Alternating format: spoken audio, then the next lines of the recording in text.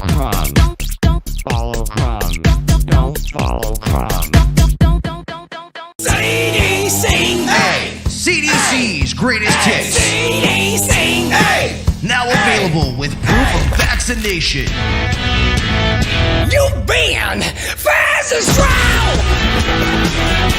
You'll get all-time classics like Hey, Mask, I got the jam. It's been too long. I'm glad to be fast. Yes, I got the juice. I took two. Tell me, Dr. Fauci, what you want me to do? Cause I'm fast. enter to win a signed copy of the album by Brian Johnson & Johnson.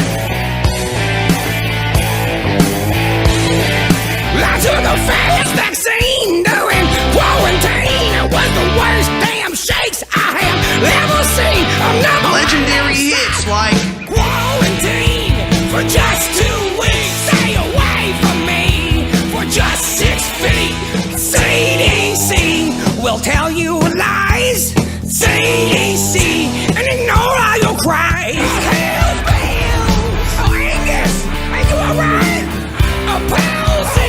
You're shaking, you're shaking. Hell, Bill. Somebody call a doctor. Where's Fauci? A palsy. Dr. Fauci, hello. Hell, Bill. Hello. Dr. Fauci.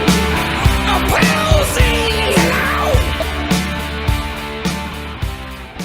I don't like them putting chemicals in the water that turn the friggin' frogs gay. Do you understand that? Turn the friggin' frogs gay. Serious crap. Gay. Frogs, friggin' frogs. It's not funny. I'm gonna say it real slow for you. Gay. Frogs.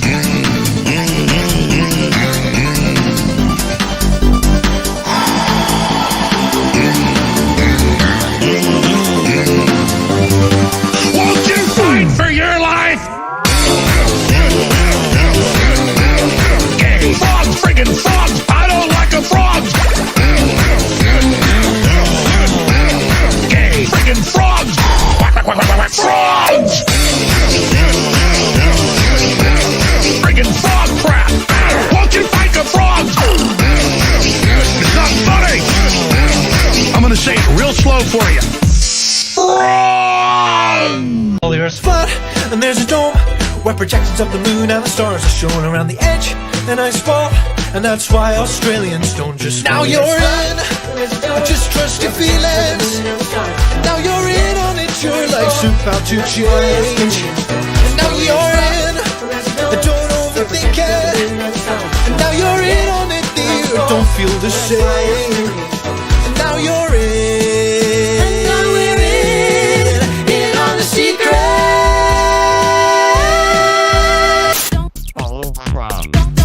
Follow Crumb. Follow Crumb. Don't follow Crumb. The line. Good luck. 3, 2, 1.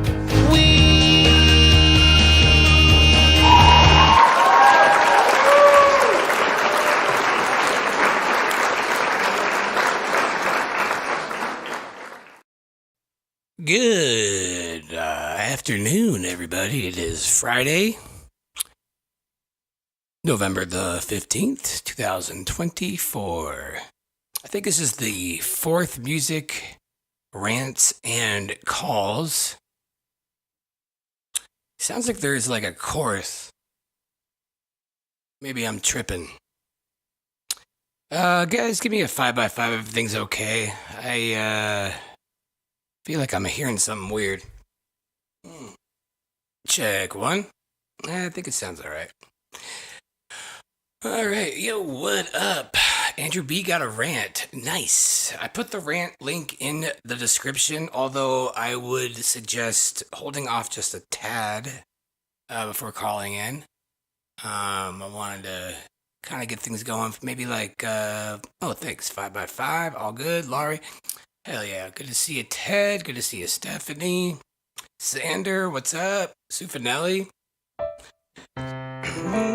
Sufanelli sounds like a really nice dessert, you know? You know, can I get like some chocolate Sufanelli? I don't know. It flows nicely. Well done. And what else we got here?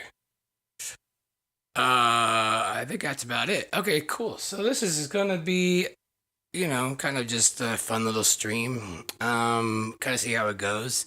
I'm gonna try to be more engaging with the chat, and maybe do some impromptu rants. I had an epiphany. I realized I'm trying so hard to be above natural human thoughts. I'm always thinking like, oh, be above that, don't let that bother me. But that's just not who I am all the time. And I need to rant. And during the pandemic, it was just a rant-a-thon. Every time Fauci came out with like, it's time you wear the 15th mask. 14's not enough. Rants were every day. And I missed the rants. So, do you guys have anything to rant about for like 5 minutes? Think about that now. And in a little bit here, we'll have a platform for you to rant. Also, man, I saw Tedeschi trucks the other night in Charlotte. They were amazing. And, whenever I see a good show, it really, sparks my love for music even more. Like, it just gives it, a nice little... And, I don't know, a lot of live acts, they don't really... I kind of go through the motions, but I'm not feeling it. Either it's a bad mix, or they're just not good live, or whatever. But man, when you hear real good musicians, it's like music. It's just like soul food.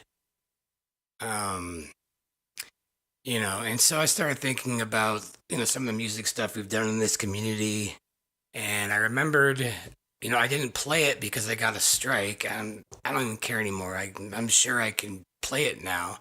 But man, Jaren, conspiracy music guru, and I did such a bang-up job on the Why Do You Trust These Liars.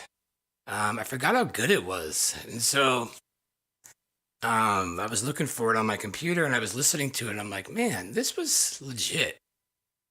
And, Alex knocked it out perfectly. He sang it great. Jaren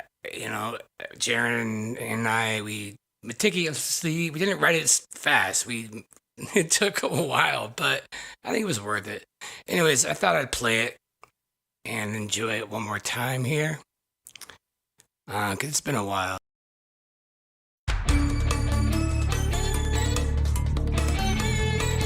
I wonder if you would recommend locking down schools if you had to do it all over again.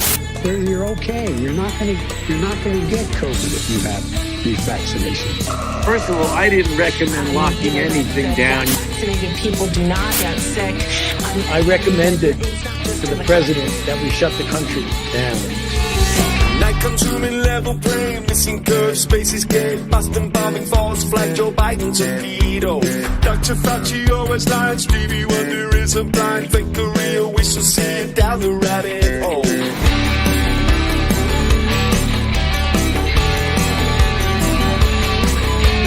Bilderberg's fake bar, Mike Obama, huge down bar, right, the Kenyan guy has your wife identified. Warp speed, vaccine, J&J, ultra jeans, my yo, kiss your sweet ass goodbye. Why do you trust these liars?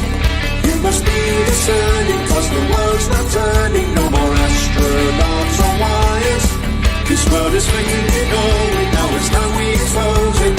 Health Department, NSA, CDC and TSA, IRS, CIA, and NASA is a crock. SpaceX, Space Force, space is clearly fake, of course. Devon Island is Mars, Elon Musk is launching cars. Einstein was a queen, 2 more weeks of quarantine. Jussie Smollett, fake attack. George Floyd, swallowed crack. Said he couldn't breathe at all, overdose from fentanyl. ALC and Alex Stein, my big booty is so far. Why do you trust these liars? You must be discerning, cause the world's not turning. No more astronauts or wires. We are sick of these clowns, let's get the circus shut down. Bin Laden in the sea, Robbie Parker smiling. Epstein didn't die, flight logs are classified. California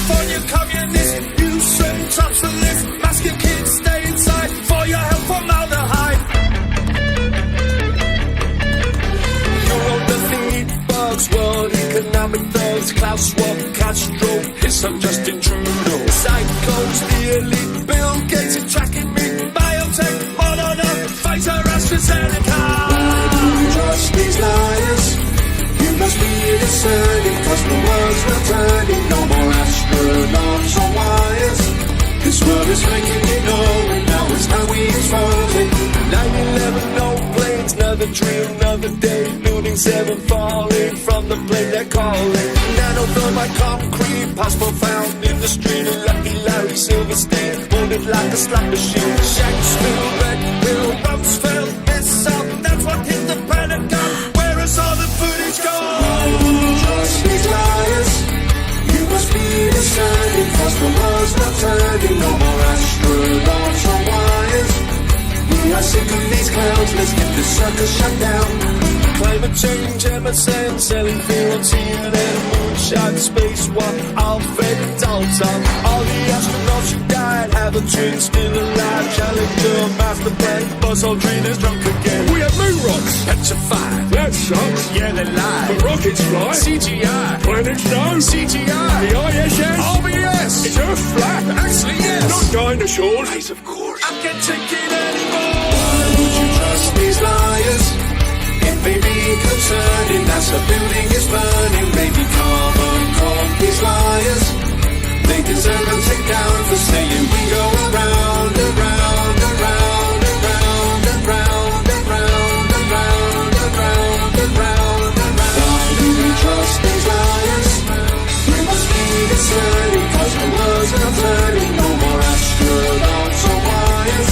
This world is making me know, now it's time we expose it. Why do you trust these liars? You must be discerning, cause the world's not turning. No more astronauts or wires. This world is making me know, now it's time we expose it.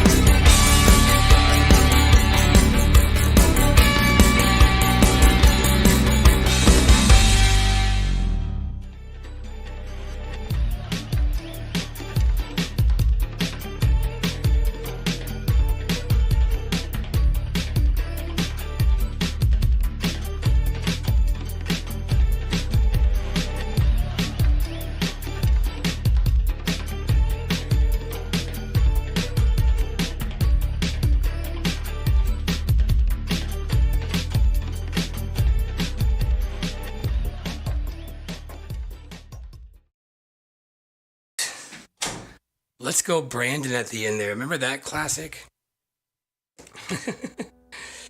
Oh, man. So...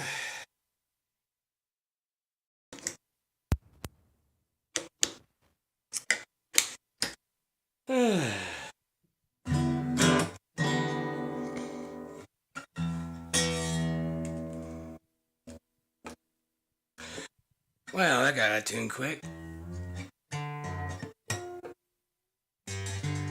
So anyways, yeah, that was a great time, pointing out all the conspiracies. And strangely, like 3 months later, the Fallout Boys, they came out with their own version of a updated, modernized, We Didn't Start the Fire. But now, in your guys' opinion, was that something? Don't you think that they would have had to come across this version before that? Don't you think that they saw that and was like, we could do that? Because I feel like it probably hit it in the algorithm somehow.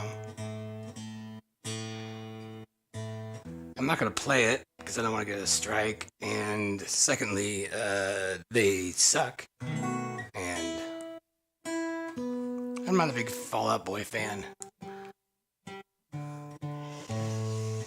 For you guys that missed the Mad Lib Monday, it was really fun. We had an America themed one. And we did the song America Fuck Yeah. From Team America, and I just said what was in the chat, and then fuck yeah, and it was a lot of fun. But yeah, that song, I started thinking like, wow, there's a lot that goes into people that become flat earthers. And, I was reading, I like to read Reddit a lot and see where people are bitching about flat earthers and, as far as their relationships go. And I keep seeing all these posts of people that are like, my husband now is a flat earther, and I think that's grounds for divorce, like legally. And everyone's like, yep, that's right. They just want to feel special. And it's just really hard to listen to, or to read.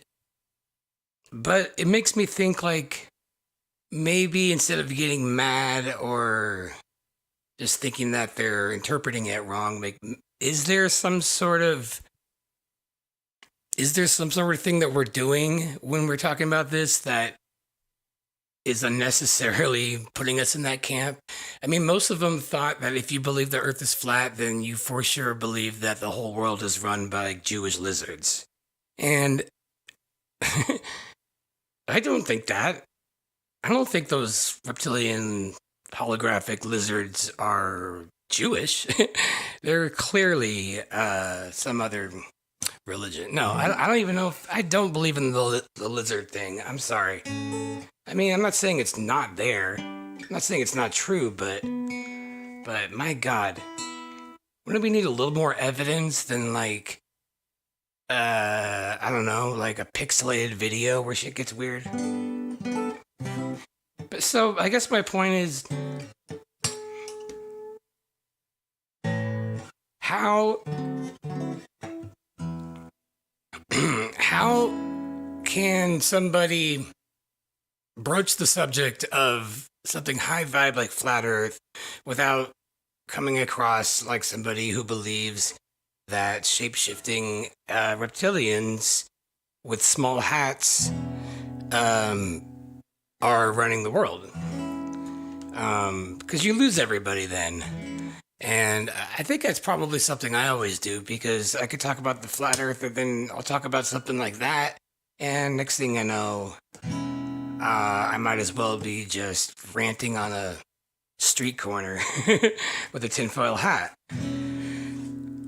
And I guess it would just be nice to find someone who's a flat earther who also doesn't know about 9/11 or the moon faking, thinks the moon landing is real, just has a very innocent view. Christians would probably be the closest candidates, but I don't know.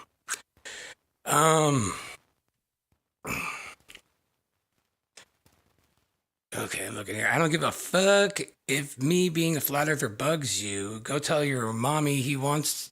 I don't care if it bugs people either, like, personally. I just think it would just be nice if the message wasn't convoluted.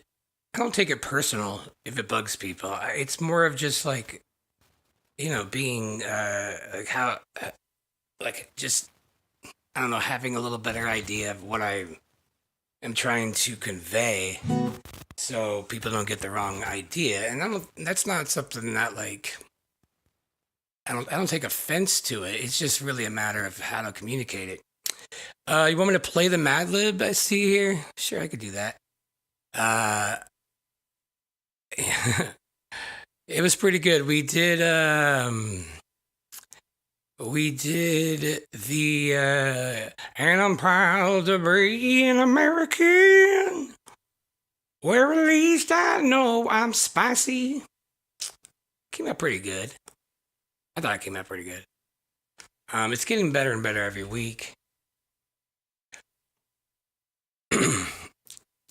And I think I'm going to start doing that fuck yeah exercise like every week as like a good opening starter, like just like an exercise just to get the juices going, where everybody just says anything on their mind, and fuck yeah, and it'll be in between, and we'll keep it going until we run out, and perhaps maybe as we get better and better at working our improv muscles, we can go longer. But I thought that was a lot of fun. I re-listened to it and I'm like, man, I did this for like 20 minutes because I was having so much fun. And I was thinking, well, I probably should have ended it, but I'm like, I just kept wanting to do it. So it's a pretty good format. Let's see, I'll pull it up here. Where was it?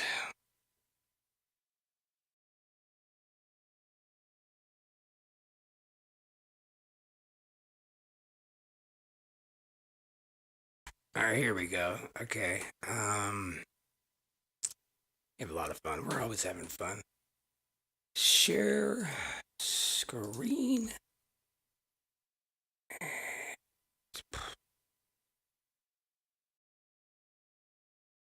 Hopefully this stream doesn't get cut off for some random reason either, like it did last week. I don't know what that was going on there.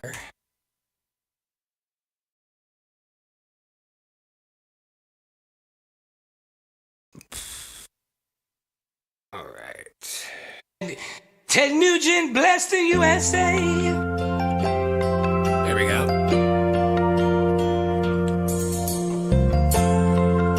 America.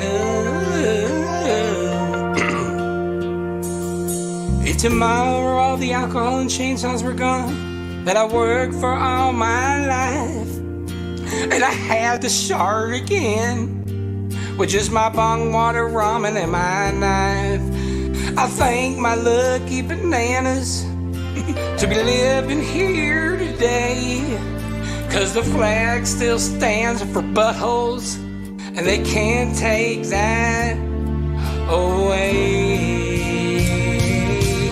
'Cause I'm proud to be an American, where at least I know I'm a spicy.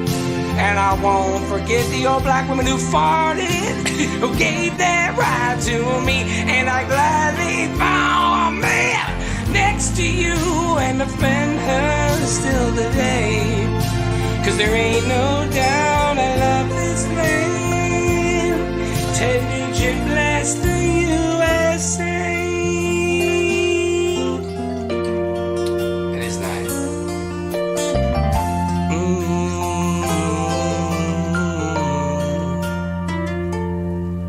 From the meat curtains of Minnesota to the foreskin of Tennessee, across the assless chaps of Texas, from sausage to shining salami, from the public restroom to Uranus, and the adults bookstore to church, where's mayonnaise in every American heart. It's time we stand and say that I'm proud to be an American, where at least I know I'm the spicy. And I won't forget the old black women who farted, who gave their right to me. I gladly bow man next to you and defend her still today. 'Cause there ain't no doubt I love this land. Ted Nugent, bless the USA. Once again, and I'm proud to be an American, where at least I know I'm a spicy. And I won't forget the old black woman who farted, gave that right to me. And I gladly vomit next to you and defend her still today. 'Cause there ain't no doubt I love this land, love this land. Ted Nugent, bless the U.S.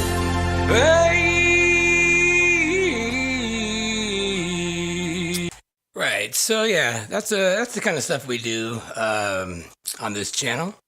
Crushing it.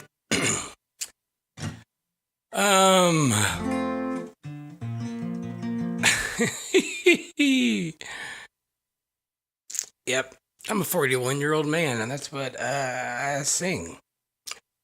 Oh, plain and simple in the house. Karen B, what up?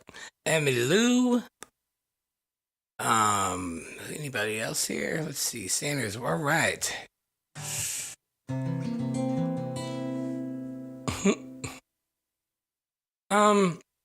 Proud to be American. Nice. Long ago, I accepted being a flat earther would cause problems for me socially. You know, that really is it. It's, you get to, I think that's like the hardest part. It's like you get to a point where you're listening to it and you realize, oh shit, if I keep looking into this, I'm going to be convinced. And a lot of people are just not ready to give up or to face the social backlash of it. So if it was proofs, it would be easy. We're here at 16 Alpha. Value your opinion and concerns. If you have any issues, we will be happy to discuss them with you at the nearest parking lot where there are no witnesses. Oh, that's dark. That went dark. Are you recording the progress? Oh, that's Ted. You guys are all talking. So, you know, does anybody here have any rants? I was trying to do this in order, maybe play a few tunes, do some ranting, just get it all out. It's therapeutic. Because when I actually like plan on getting all my rants out, I'm actually much more pleasant in my day-to-day lives. You know, it's kind of just like getting it out. Therapy. But I don't really have too much to rant about. But I'm sure I could if someone gave me a topic. Rants, you say? You want rants, eh? Well, let me see what I got in my rant box. Yes. Rant farm. Yeah, so I do have... Karen B never rants. That's a lie. That is a lie. One of my favorite thing about this community is their ability to, you know, just rant, if, you know, so effortlessly. I think okay, here's like a rant. I hate water efficient toilets. They're stupid. Once you have to flush them twice, you're not efficient at all. What the hell is going on here? Is it that big of a deal to just have a Bob whoosh? That's the end of that one. I ranted last night on Quite Frankly. Oh, nice. I'm sick and tired of these dollar stores being a fucking mess and how they are always out of salted nut rolls. You know, the Dollar General, I just learned recently, they are under a lot of hot water because they're liars. More so than any other establishment, they would have a listing price, and then when you go to check out, it's completely different. And, you know, for the most part, every place has a pretty standard, you know, margin of error that's, you know, you can write off to human error. But Dollar General consistently, way more have been caught doing this. So it's pretty, I mean, you could assume they're doing it for, like, you know, on purpose. And so if you do shop at Dollar General, make sure that you check the prices that you're getting checked out on. They are everywhere where I live here. They're everywhere. There's like 3, like, all around me, and that's pretty much it. It's pretty wild.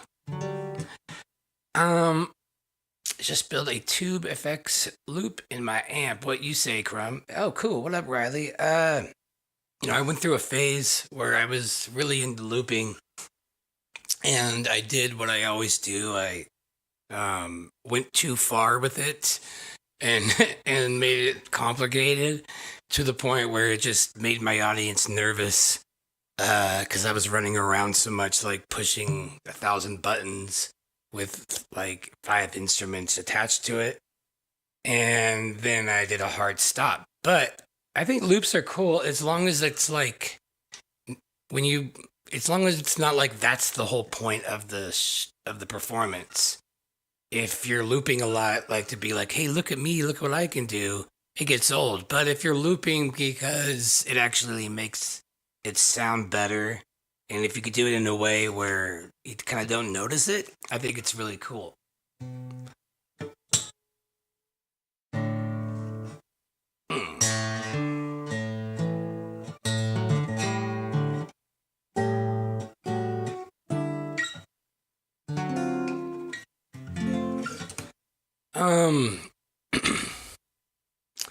So if wait, the lizard eyes are made of Adobe After Effects. Yeah, that's what I figured. I feel kind of dumb because I went down that David Icke kind of rabbit hole in like 2015 and stuff. And I'm like, man, this guy is saying so much truth.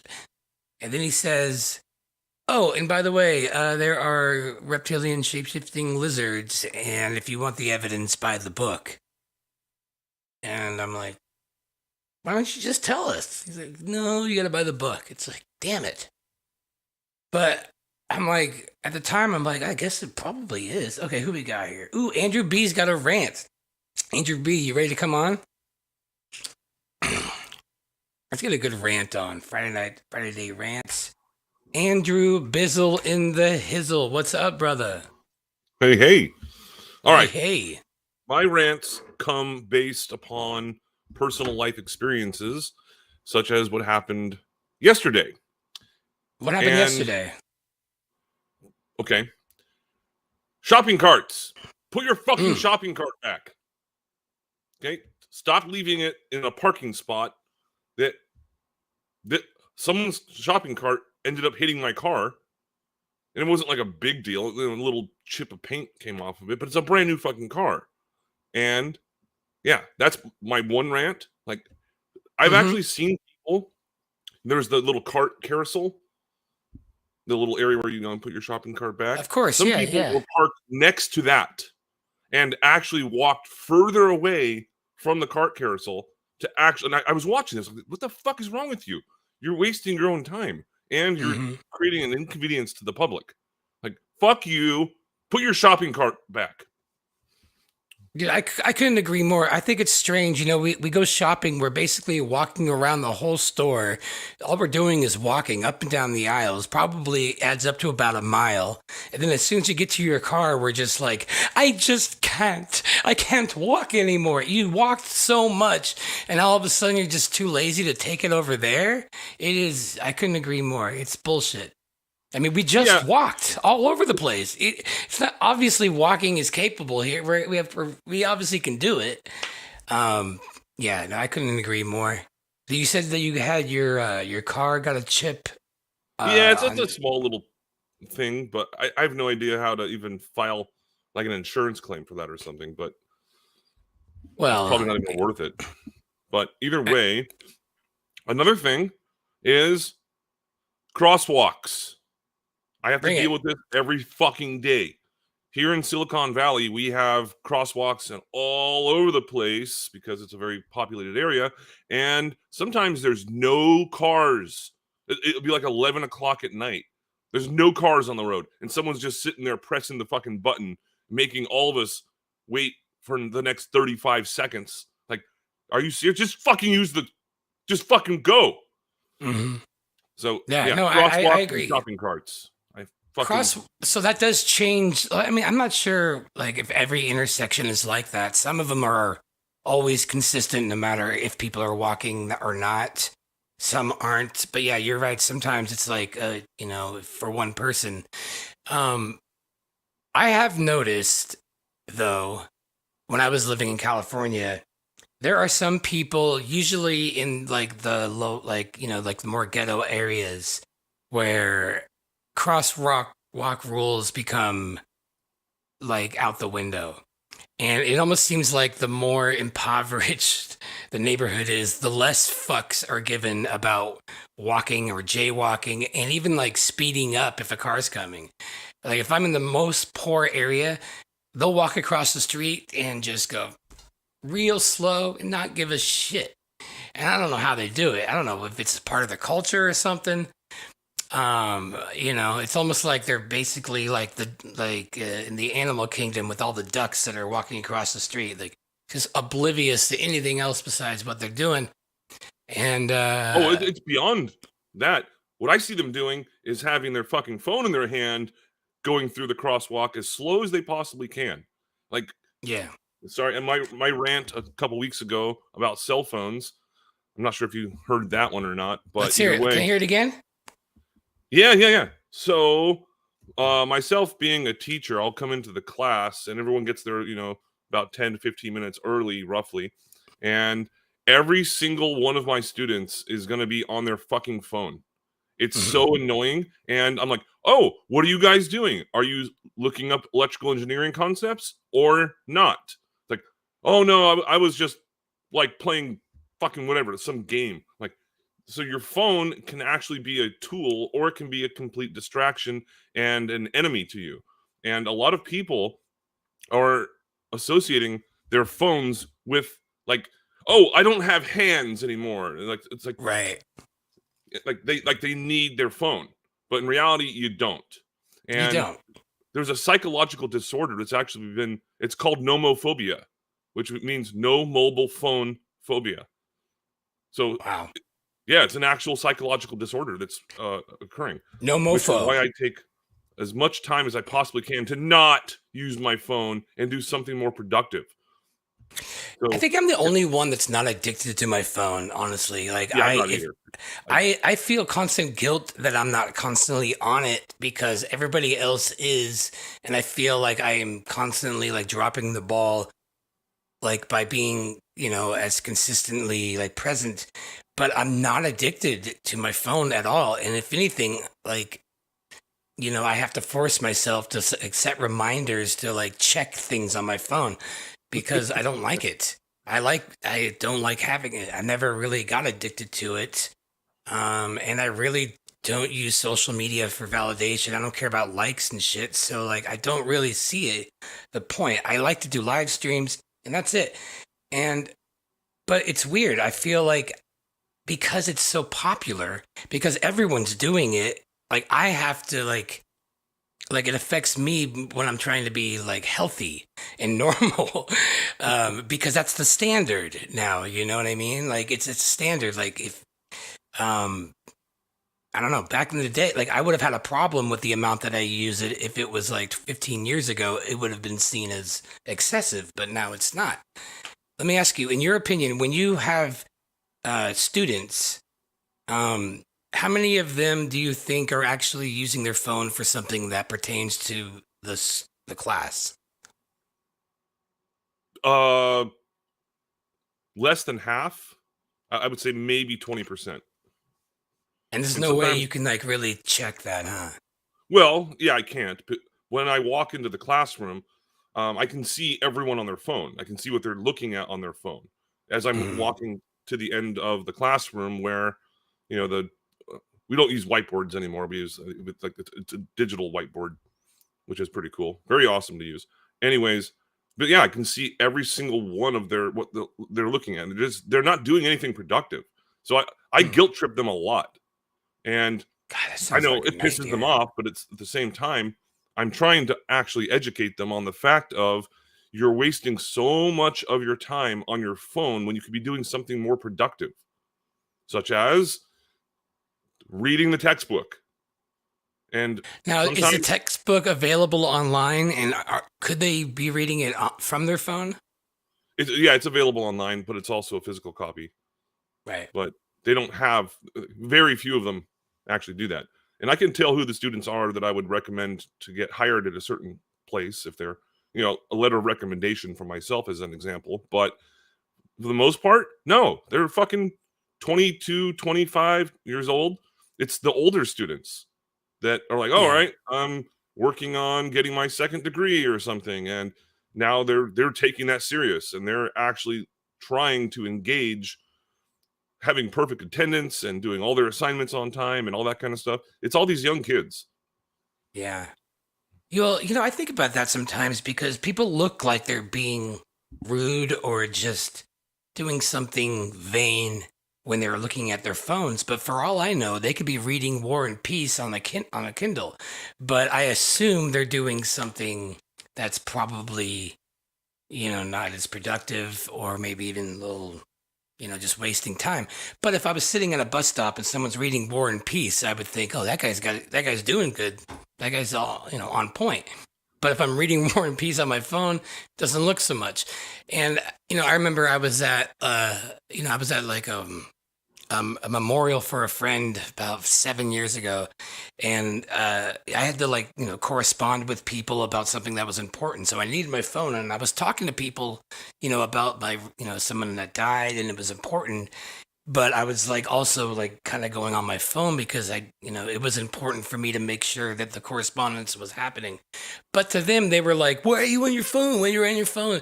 And I was thinking, it's not like I'm sitting here playing Angry Birds while you're having this beautiful conversation. I'm not like, whoa, cool. So you never really know. And that's the thing, because the phones can do so much. But yeah, they can. But yeah. As an example of how much it pisses me off, or irritates me, if you want to call it that, either way, at family get-togethers. We were at my mom's birthday party, which was on the 3rd of November, and I knew it was going to happen. I left my phone in the car on purpose, and I requested for everyone, hey, put your phones down. Let's just have a family get-together for Mom. And everyone looked at me like I was crazy. Yeah. Even my mom. And I was like, just put your fucking phones away. Just go put them in the bedroom, or put them in your car, whatever. And unbelievable. They did. They actually did that. I mean, well, some of them didn't. My brother and his wife definitely have. They're more addicted than most people. They can't. It's like glued to their fucking hand or something. I don't understand how it works. But I know we are basically becoming, hybrids. But yeah, it sucks. And if I had the money, I would invest into a bar or something like that called Offline, and it would just be completely built out of what is it, a Faraday thing, something that blocks all. And yeah, so Faraday you have to, so if you're in the bar, you could have a debate and old school, a barroom debate, and you didn't have Google, and I'd be like, oh no, all the cash registers are it's like an old-fashioned typewriter. Right, yeah, they could have Nothing an old digital. phone booth in there, and you can just talk to people, and no matter what, you don't have a phone.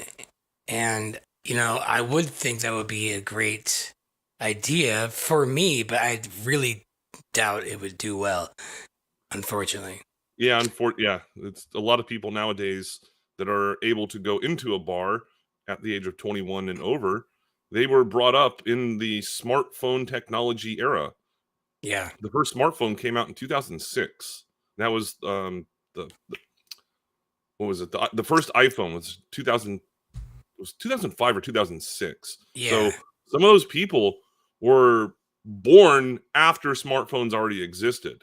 And it's really unfortunate that's what's happening to society. But again, I can't blame these kids, though. I can't blame these kids. I mean, that's all they knew growing up really early. They were taught that these things are, part of life, not an accessory, not a it's like an appendage to them. Yeah. It's like a third arm or something. Yeah, and the parents were probably just too lazy, and they saw an easy way to keep them occupied, and they created this. And the fruit was just too sweet. It's I could do all this work, or I can give them this iPad, and wow, this is just great. shut up, sit in the back of the seat, in the back of the car, and stop asking questions. But I grew up. You and I were pretty much the same exact age. I think we're 2 weeks apart from each other. That's right. Yeah. And we're turning 42 pretty soon. It's fucking weird. But anyways, it's true. How dare you bring that up? No, actually, I think that's cool. I'm ready. 42. It's going to be the one. That's going to be the year for both of us. Well, January 6th is my birthday. So yeah, that's a fucked up day. Resurrection. We're ruining that one. That's cool, man. You do kind of have a typical kind of Capricorn energy. I'm not saying that you're reduced to these stereotypes, but definitely a Capricorn. I don't. Is it a stereotype? Well, I mean, every zodiac has characteristics, and Capricorns are known for being very kind of serious and like really kind of like good, like an authority, like a teacher, like you're doing. And that's very Capricorn. Meticulous, like the fact that you can, do electricity and know all this stuff. I can do electricity. Well, you understand it, and you're not like a jack of all trades. Like you're a specialist, which is something Capricorns are known for as well. Yeah, I don't know. All right, another rant. Okay, hell yeah, bring it. Rant. Stop driving the speed limit in the fast lane on the freeway. That's fucking stupid. Stop wearing a face mask when you're alone in your car. Like, no, people don't still do that, do they? You're not still seeing that. Oh yeah. Today? Are you kidding me? Yeah, I see it every single day. And really? Oh yeah.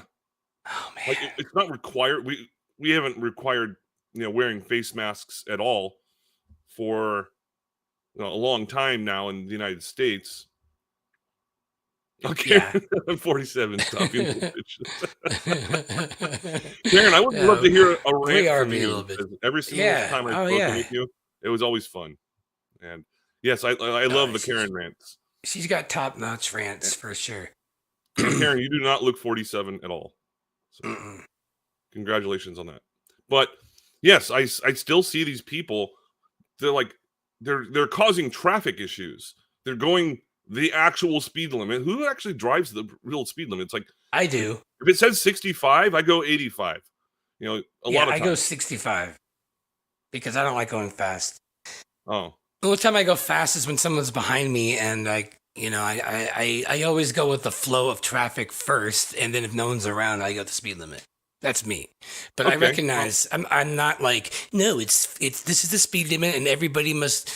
No, if people want to go faster, it's safer to just go with the flow for sure. Well, okay, yeah. Well, there's also the legal reason if a cop pulls you over for speeding, you're like, I was going the same speed as everyone else on the freeway, and then you basically you're just keeping up the flow of traffic. However, that is the main rule of traffic. That actually does supersede any traffic laws. Like the main law is going with the flow. Technically. But so yeah, but when I see someone is in the fast lane, then also known as the diamond lane, the commuter lane, whatever else you want to call it, then all of a sudden I'm like, what the fuck? You're actually not even going the speed limit, which is pretty much 65 miles an hour around here. And then I'm like, all right, I didn't need to go around this motherfucker. And I look over, and it's an old Asian woman wearing a fucking mask alone in her car. And I'm like, oh. And it's a common trend that I'm seeing. It's happening over and over and over. Are you telling me that an old Asian woman is a bad driver? Yes. Absolutely. You just knocked out the three biggest stereotypes of bad driving right there. And, she's getting hypoxia. She's wearing a fucking mask. I'm not even sure she can see properly. I mean, yeah, she's probably sitting on a phone book from the 90s, right? Well, yeah, in some Asian countries, women aren't really allowed to drive to a certain extent. Really? They weren't for a long time. Really? Men had to drive, yeah. So they come over here and they're like, oh, thank you very much. Oh, driver's license. Oh, yes. Oh, gas pedal, steering wheel. Everybody thinks they're good drivers. I've never met anybody that is like, you know what? I'm the driver that's bad on the road. I hear everybody always says oh, this fucking stupid idiot driver, learn how to drive. I've never heard anybody go oh man, I'm struggling driving here. I keep being this guy. No one ever does. And it's crazy how mad we get at people when we're in our cars. Louis C.K. did a whole bit on it. Imagine if you're in an elevator and someone accidentally kind of brushes next to you. you would never be like, "Hey, motherfucker, learn how to walk," and like, you know, like you would be like, "Oh, you're okay? You bumped into me," but in our cars, we're like, "This motherfucker," like, and it could ruin your day. And No, I let it go, but at the same time, some people don't. Some people let it bother them. Like I know get it's uncomfortable. going to catch up to them at some point. Yeah. Yeah, I try to assume that if someone's like speeding, like being like, you know, like unsafe and they're just doing a bunch of shit, maybe someone in the car is like, I don't know, pregnant and trying to get to the hospital, or Yeah, I try to think of something. I'm not a crazy driver, but I do like to get to places on time, and we have traffic around here. I mean, you were down in LA, so you understand what traffic is. And yeah, sometimes you have to go a little bit faster than normal just to get on time to where you're trying to get to. But other people are like, "Oh, I don't really care because I'm just driving for no reason at all." Right, and that's okay. But don't go in the fast lane. I never go to the fast lane for that reason. I don't want the pressure of being the best, fastest driver. I want to be like, hey, you know, I'm in the slow lane, so you know you can't complain if I just feel like chilling and listening to some reggae. What up, Mojo? What up, Jay? I got a question for you. What's up with this little sailboat thing behind your head? Oh, my brother got that for me last year for my birthday. That's the painting in The Simpsons behind the couch. It's the exact same painting. No shit. I haven't seen The Simpsons in a long time. Oh yeah. No, it's kind of just there for anybody who likes The Simpsons. But yeah, me and my brother love The Simpsons. We grew up with it. So, I just thought I'd put it back there. It looks nice. Also, there's like a little glare from the light above against that wall. And so if I put that there, it's the perfect spot to kind of make it, you know, not glary. All right, another rant. Yeah. Okay. Okay, so I do enjoy the cannabis and that kind of thing. I don't smoke every single day. It's usually about maybe 3 or 4 times a week at most. But then I've got friends that like, oh, they smoke an eighth of weed every single day, which that's like 5 blunts or something. I'm like, how like chill out. It's not worth it. And it makes you like not, I don't enjoy being around people that are just consistently like, I'm so fucking high. Like can't even fucking concentrate. And then those people are getting on the road afterwards and they're driving on the freeway. Yeah. And you know, I always think I'm a worse driver. Like I'm really bad when I'm stoned, but I'm probably better off stoned than on anything else. But I'm like overly cautious if I'm really high. At least that's how it was when I was younger. But I'd be afraid to drive because I'd go really, really slow. But to what you're saying there, people that smoke an eighth a day, I almost feel like how can they even be high at all if like they're just like at that point they should either, I don't know, that's a lot. I don't know. Yeah, it's weird how like weed becomes like a culture and like a habitual thing to do every day and not something that's like every now and then. Yeah, enjoyable. We say, oh, weed is not addictive. Yes, it is. Yes, it is. Yeah, it is. Of course it is. It's fucking addictive. It's chemically 100% addictive, like cigarettes and stuff, or like heroin, but it's mentally addictive. People have to get that high. They don't like being sober. And right. Yeah. I got a friend. He smokes an eighth a day. Like my friend I've known since I was 3 years old. Oh, I know. Everybody I know smokes about an eighth a day, and they have for like 20 years. Like I feel like everybody does. It's insane. Like I don't smoke that much, but to me, like I smoke a lot. But because everybody else smokes so damn much, I feel like I'm not much of a smoker. But in reality, I guess I am. I don't know. I mean, I don't like this. Okay, here's the thing. I don't like to smoke or drink at all during the day, like any kind of productivity. I think it's weird to like go to class high or go to work high or do any of that. Like it seems strange to me. Or drunk. Like all those things I reserve for after a good days of being productive is like, okay, it's time to unwind. But like in high school, my friends, some of them would take a bong hit and go to school, and I'm just thinking that's insanity. I didn't Oh yeah, we're understand going to it. learn about chemistry today. Oh, I need to get high first, or physics, calculus, or fucking. I don't really give a shit what sub.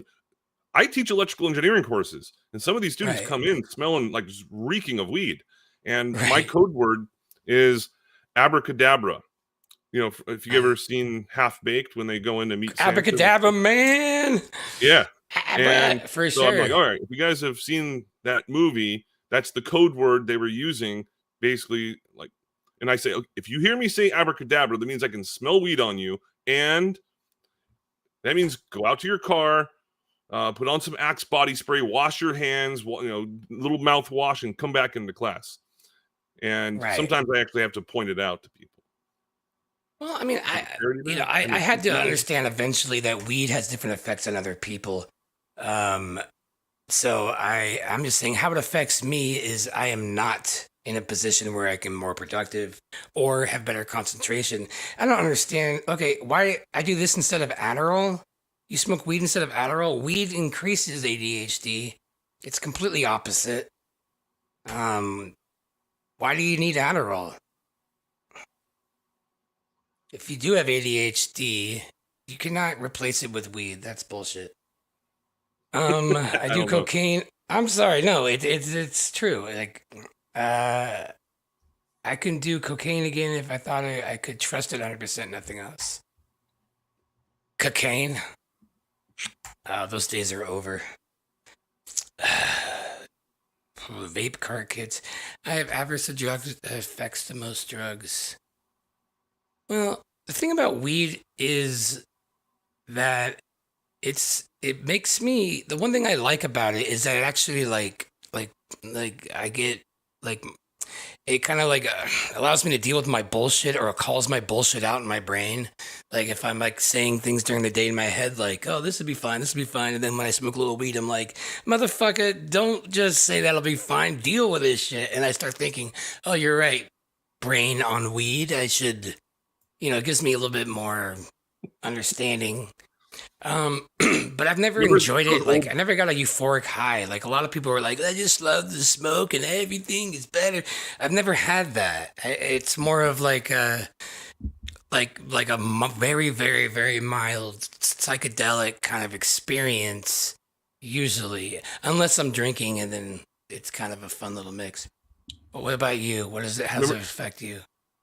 Well, for me, I smoke weed when like I might smoke today. I'm not really sure. It's a way to chill out and relax, and not necessarily something that is a requirement in my life. But some people use it as a requirement. And I mean, I've got fucking loads of this shit. I mean, I got fucking bags. I got stuff from fucking our friend Daryl.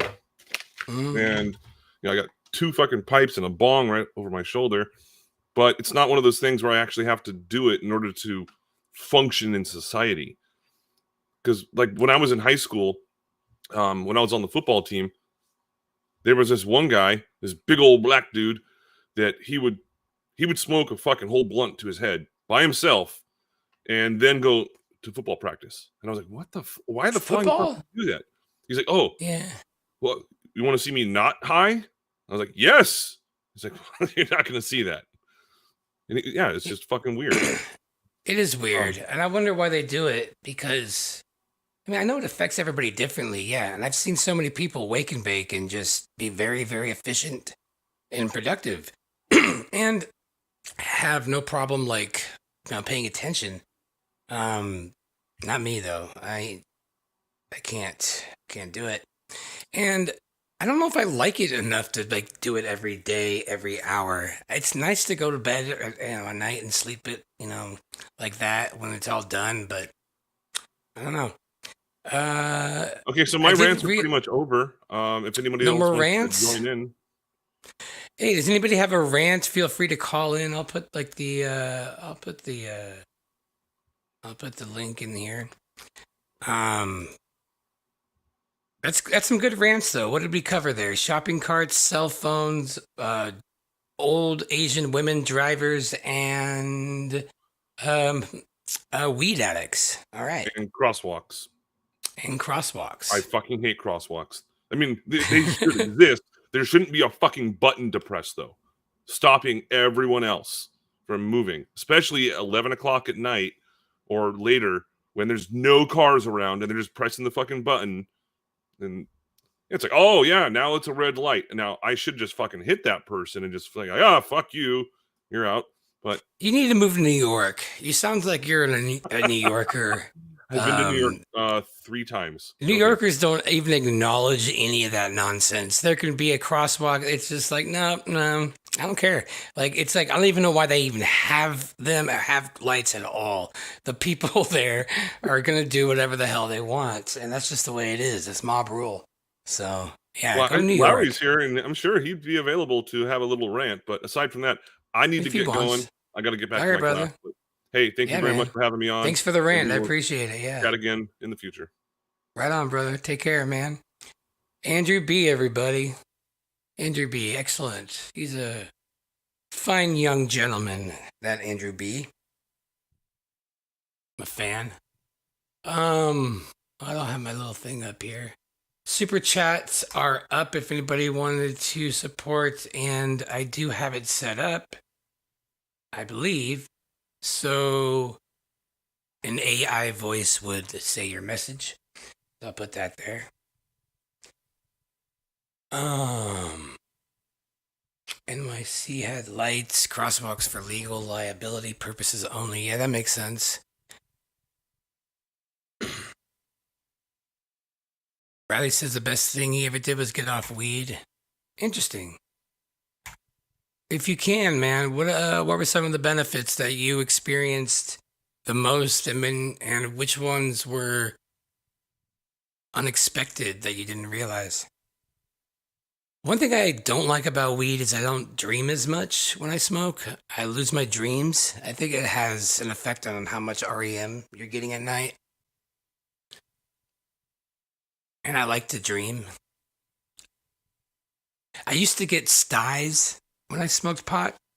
Almost all the time, I would wake up with like, not like a sty and like a whole bunch of like eye boogers and stuff.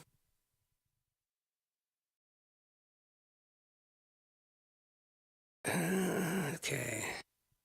I will say though, yeah, the Delta 8, which seems like a different kind of vibe, and they have it a bunch out here. I kind of like it better.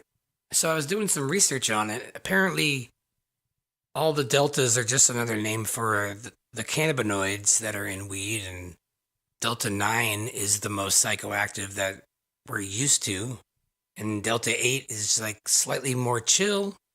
And then there's also like Delta 1 through 7 that I don't know anything about.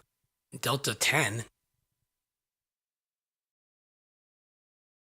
Way less dreams, says Stephanie. Yeah, way less dreams. I mean, you're dreaming. You just don't remember them. Parody Bear says, I have new parody ideas. Well, I'm all ears, man. I'd love to hear them. What are you thinking? Steve says, I can't function. Oh, good to see you, Steve. What up, brother? I can't function on weed, plus I get paranoid. Yeah, I know. Honestly, like, when people are telling me, like, oh, this weed will make you do this weed you'll feel euphoric and you'll get, like, energy, and this one makes you la la la. And I'm like, let me guess, this one will make me paranoid. And this one will make me paranoid. You should record full versions of the AC/DC songs. Nah, dude, that would be cringe as fuck. I need to just leave that in the past. I don't want to mess with that. It's perfect the way it's at. You know, I wish I can do more. I wish I can, take that concept to the different levels. I just don't think it's there. I think it would ruin it. But thank you, though, for thinking that. I lost 15 years through pot. Can't remember.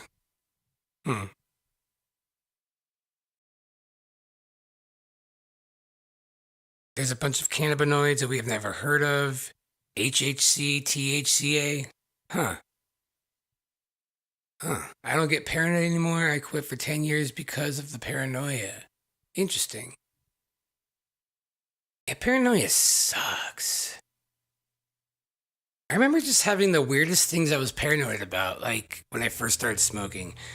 I would be like sitting and I would be talking, and then I would just think that like, hey, my hand's on my leg.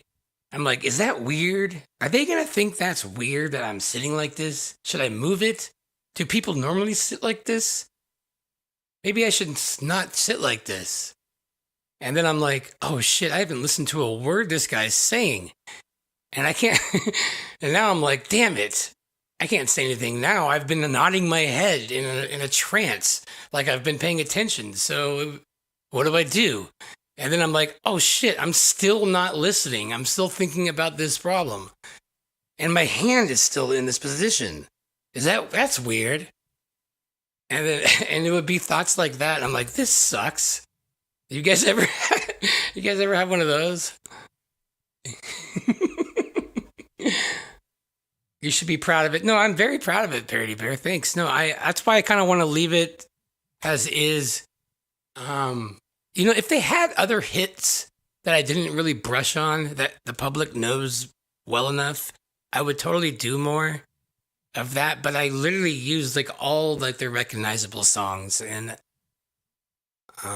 except for a couple, but I consider it a blessing. Yeah. Active inner dialogue.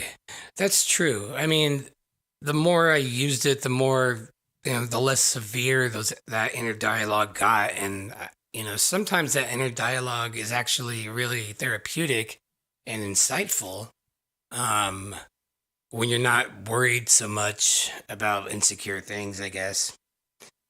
Very well described. Yeah. It's a weird feeling when you're just like, when you forget what's normal. You're so high you just don't like remember, like, is it normal to do this? Will that be strange?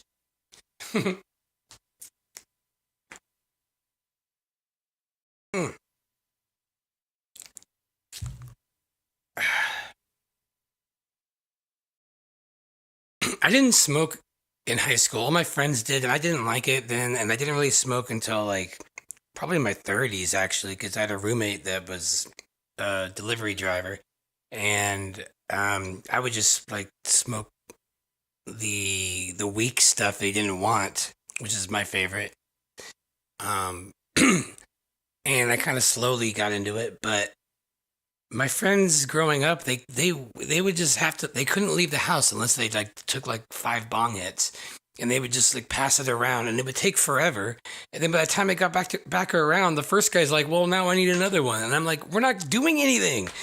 We're not going to go anywhere. We're supposed to get out of here. And it was really annoying.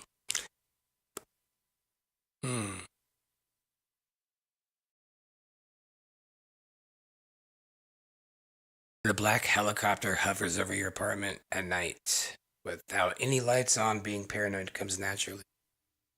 Well, yeah, that's true. And often, like, every headlight behind you is a cop.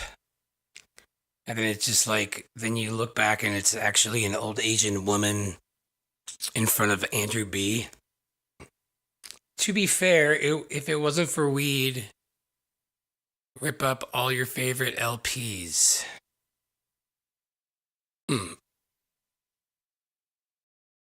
Weed in music, it's not this, it's I don't think it makes things better.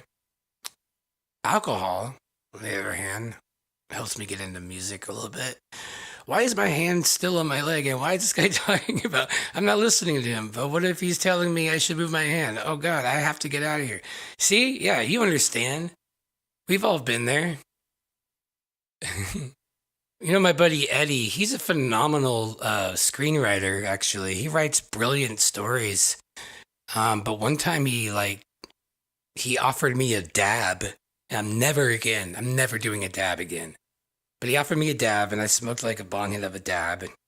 And where my brain went was just like, it might as well have been like every Golden Girl yelling at me like in my head. I have like all these voices, and then And I was just so out to lunch, and he explained to me this like story that he wrote that he put a lot of thought into, and as it went on, I was just so out to lunch, and I was just staring and doing everything I could to listen, and I'm like, I was so lost, and too much time went on as he explained it, and I eventually confessed, I'm like, I'm sorry, man, I couldn't concentrate. Like that dad really got me going.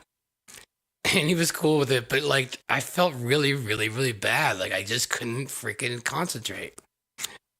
Who do you think is going to win the Mike Tyson fight tonight? Is that tonight? Oh hell yeah, dude! I was thinking about doing playing some Mike Tyson's Punch Out actually, so maybe I'll do that in a little bit. Yeah, no, the like every Golden Girl and every character in that game, Guess Who, is just screaming at me. Basically, and they were having like an actual dialogue. Like my brain could concoct these ridiculous things. Like B. Arthur's like, "Hey Blanche," and I'm like, I can't sleep, so never again with the dabs. Shifty's dabbing right now. Some people can do it. No, that's where that's my limit right there. I can't do it. You describe perfectly how I often felt in my late teens and 20s when stoned. Yeah, especially around people I didn't know well. So funny. Right, yeah. Oh, that's good to know, because no one really talks about this. I always thought it was something that, like, how it affected me. And I never, it's hard to notice if anybody else is going through it, even though, like, when I'm going through it, I assume I'm blatantly obvious. You know?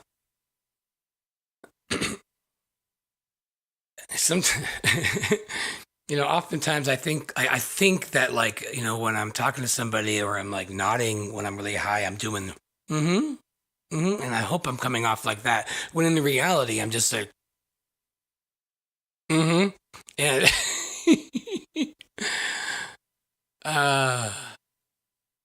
so hey guys, if you guys feel like any rants, this community had a lot more rants, I feel like a few years back. So that's a good thing.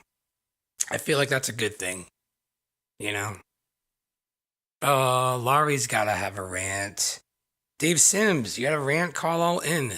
That's the code to Tyson on the old school SNS. Yeah, it was like 005-737-5423. And that will get you all the way up to Don Flamingo. That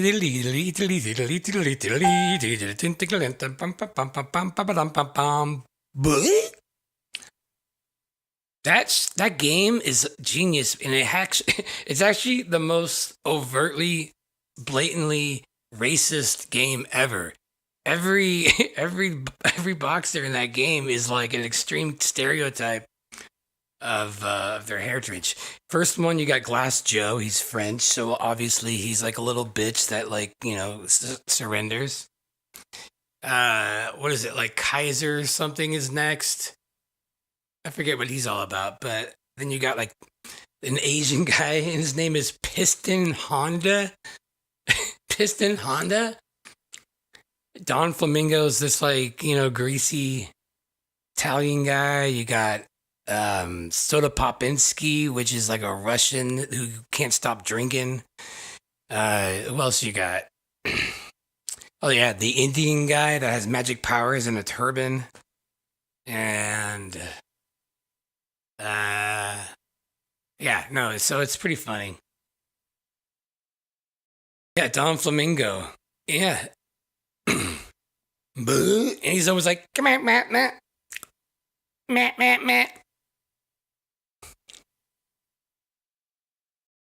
You like Buck Owens' song Act Naturally?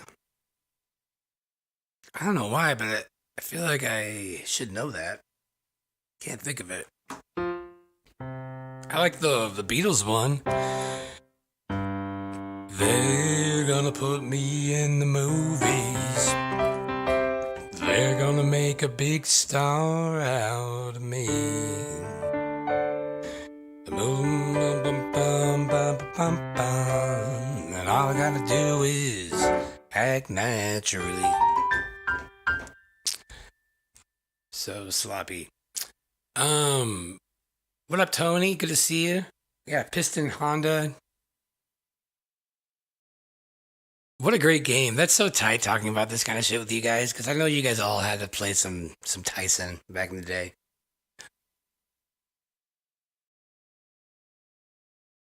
Oh, so that is the one. And all I gotta do is speak factually. Well, I'll bet you I'm gonna be a big tart. Elon wins an Oscar. Bitcoin can't never sell. That's pretty good. Then another truth about 9/11. The biggest fool that's ever found planet Earth. Oh yeah, what did I do? I got it out. Is that the right song or am I doing it wrong? I don't know.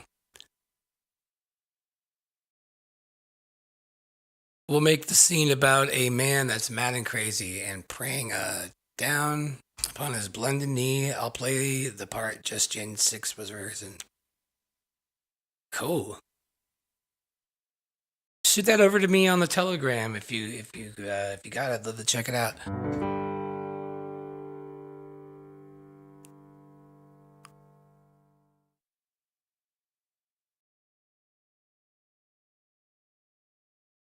I just realized I haven't even gone over to the Rockfin.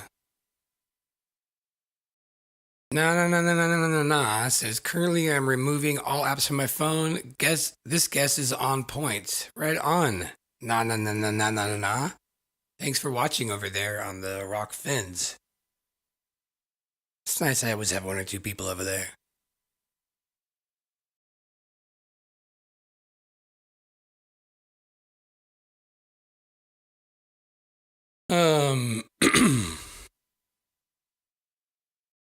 Yeah, you know, a good parody would be, maybe it's about time we get a parody going on. Like a really good produced video and all that stuff. Yeah. I'll send you every parody I have. You're an interesting guy, man. You should come on the Gravy Brunch. If you're interested, man, let me know. So who's taking bets tonight? You guys think Mike's gonna win? For sure?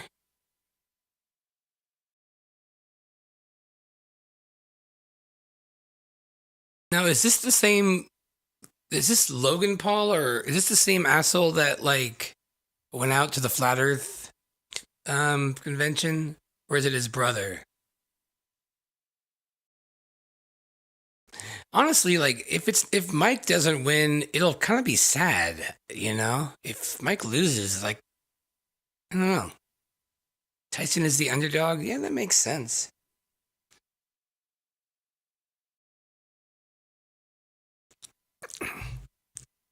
Hopefully he just bites that fool's ear off if something goes wrong.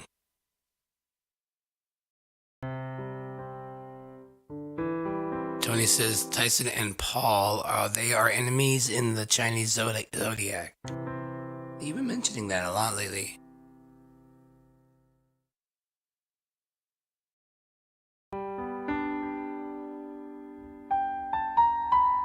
Oh, okay. Let's see what you got here, Parody Bear.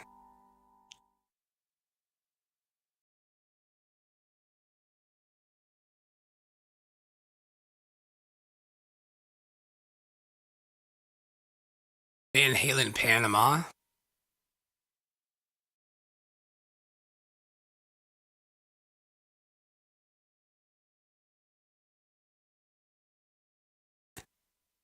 Thanks up. I cannot sing like that. I'm watching a little bit of Alex Jones. What's this font that you sent me? It's hard to read. Interesting. All right, yeah, keep sending some of those. Well, maybe we can work through them.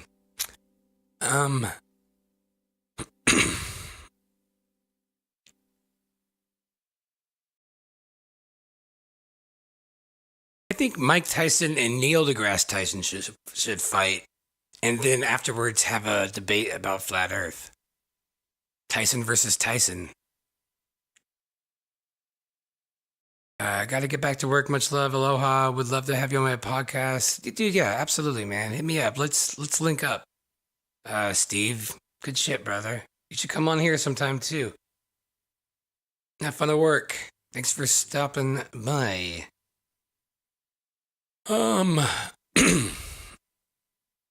Tyson Bites 2.0. That's genius. Absolutely genius.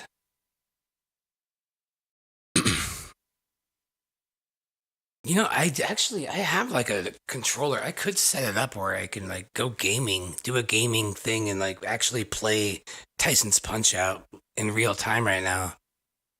That kind of sounds like fun. I'm pretty good at it. I haven't played it in a while. I might do that in a little bit here. Why not? I've been meaning to do that.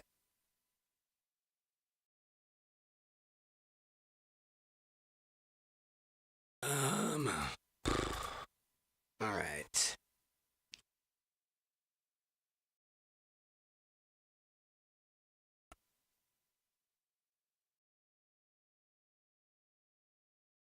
Snoopy Red Baron song.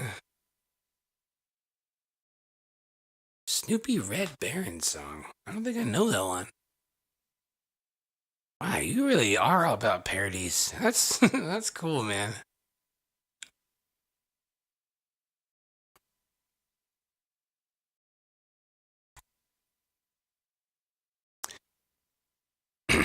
You gotta write it. We should write an album called Parodies Nuts.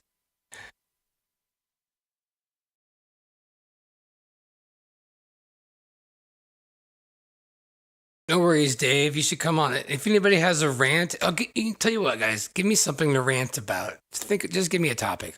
Let's see if I could just go on a rant.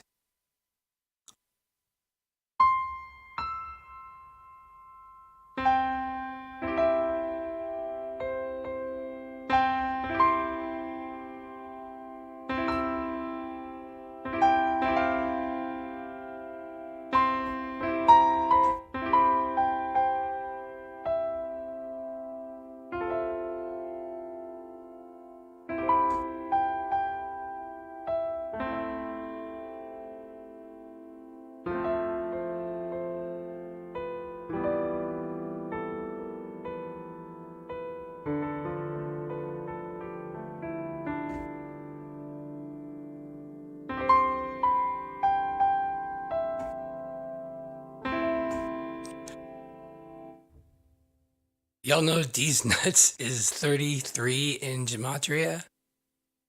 Everything is a freaking number on that stuff. You're gonna go insane doing all that. Dolphocrum, Instagram. What is this? Is this a, what do we got here? Oh, yeah. Nintendo predicted this fight. Paul and Tyson. Yeah, I saw that. That's funny. It's showing Glass Joe and Tyson. Tyson was tough in that game. It was like one hit and you're down. Ooh, I like this song. What do you got here? Yeah, you got Watching the Wheels Go Round and Round. Okay. Let's see. I'll try your song out.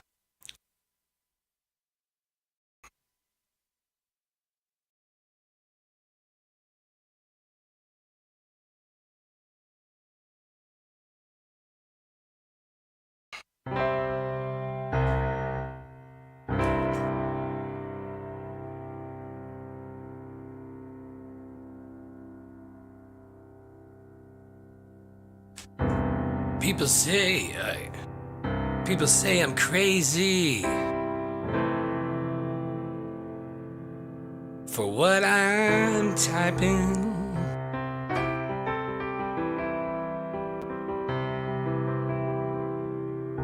They give me all kinds of bannings to save me from the truth.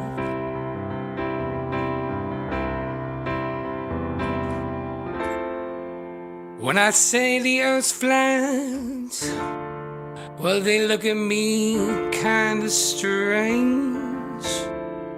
I actually forget how the chorus goes, but let's get to the verse. But how's the? I'm just. Here we go. We'll just do the chorus real quick. I'm just sitting here watching the Trumpsters go round and round. I really love to watch them troll. Nice. Hell yeah.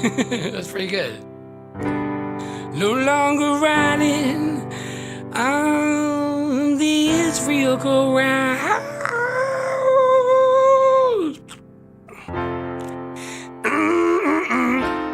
I just had to let him go. Yeah.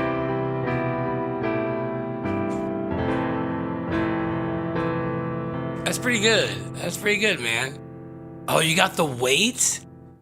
Bring this one on. Hell yeah. That's one of my favorite songs. Very cool. Parody Bear. Alright, let's check out what you got for the weight. This is cool. This is cool. Let's see what we got.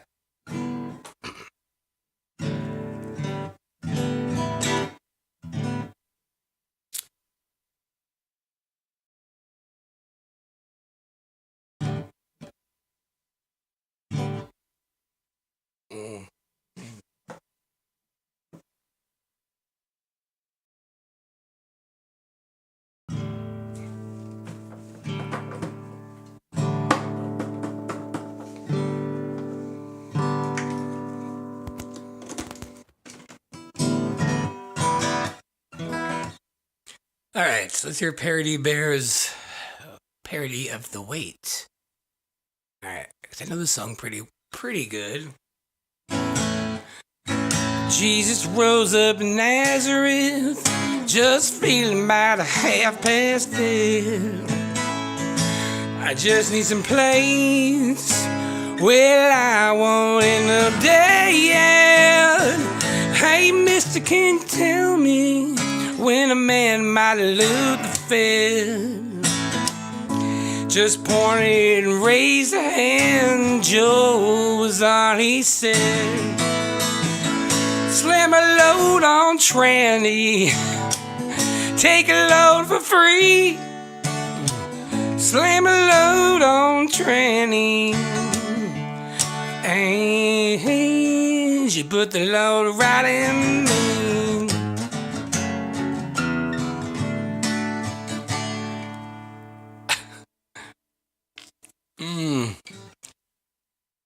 I guess I could say this.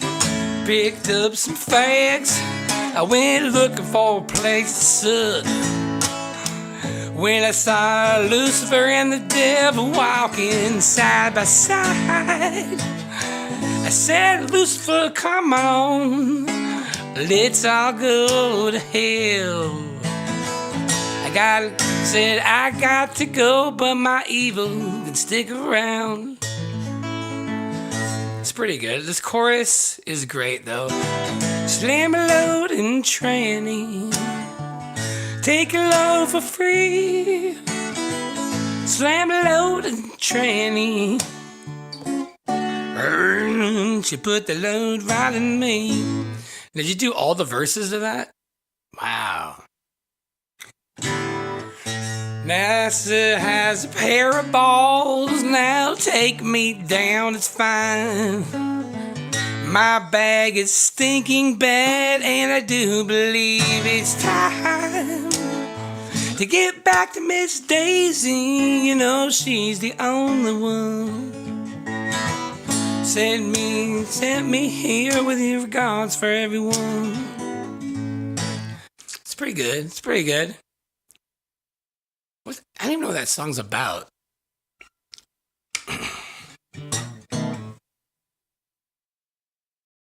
Dude, my buddy Lo sent over the lyrics again to Hunger Strike and really look at those lyrics again and see if Chris Cornell was telling us something.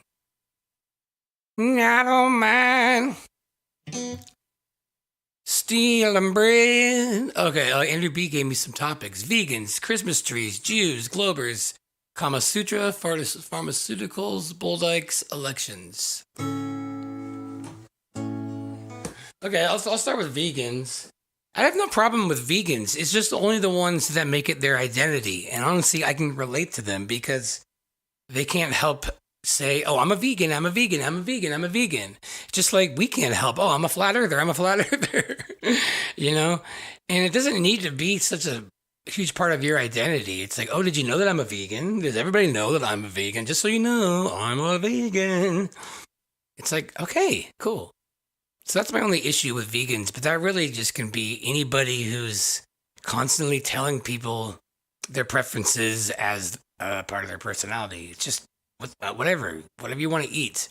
I don't go around going like, I don't like to eat coleslaw. I'm a non-coleslaw eater. That's me. Who gives a shit? Christmas trees? I don't know if I could rant much on Christmas trees.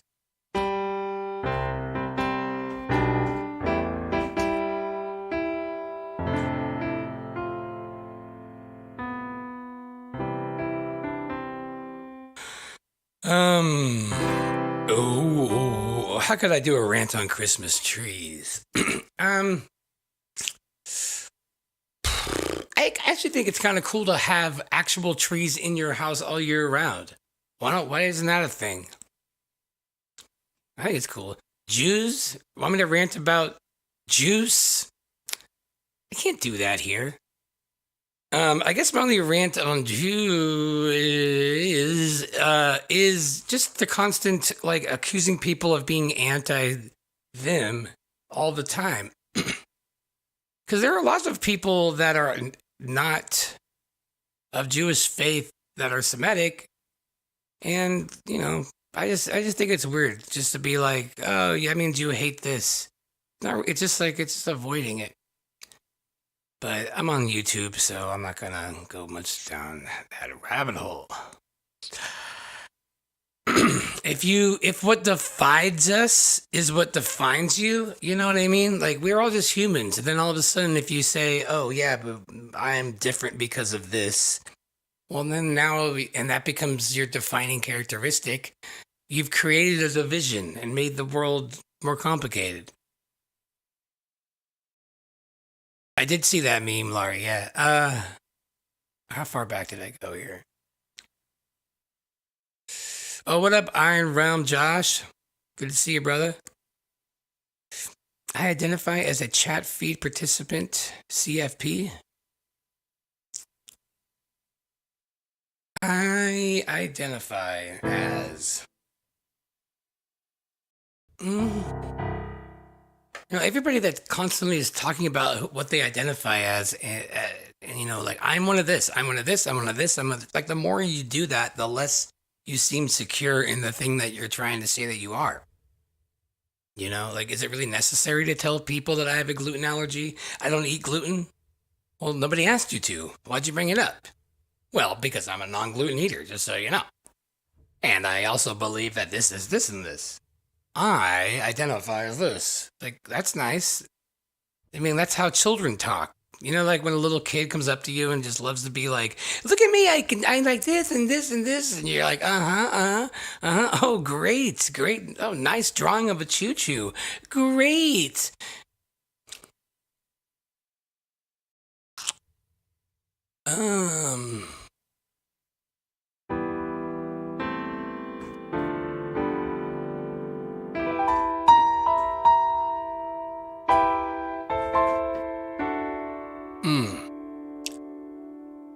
Maybe make a song about a fruitcake.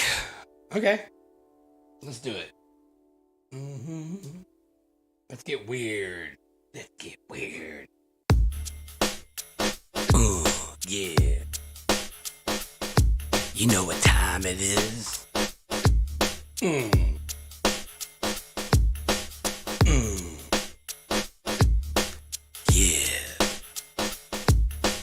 Y'all know what time it is. What time it is.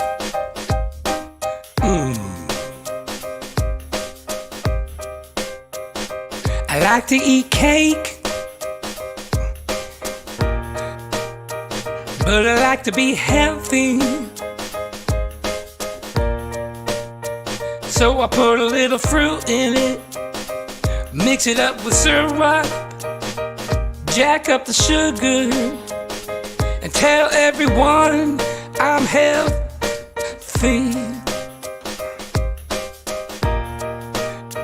'Cause I like to eat fruitcakes. I like to eat fruitcakes. That's where I get my potassium, my vitamin E, and vitamin C, yeah. Oh yeah, I got a fruitcake from 1980. It's aging so good. My grandma got it for me for my 3rd birthday. It's got a lot of dust on it, and butterscotch, hard candy. Who the fuck eats fruitcakes anymore? I still don't see them at all. No one's ever said to me, hey Crumb, do you want a slice of fruitcake? Because nobody eats them. It's a ridiculous idea. It's a stupid concoction. You'll never see it on the real menu.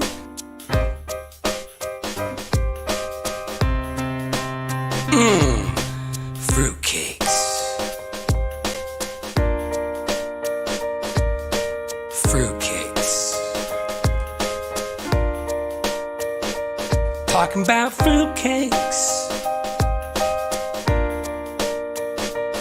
I'm the only one who's ever eaten one. Seriously, are fruitcakes like, do they ever go bad? Is that like the whole point?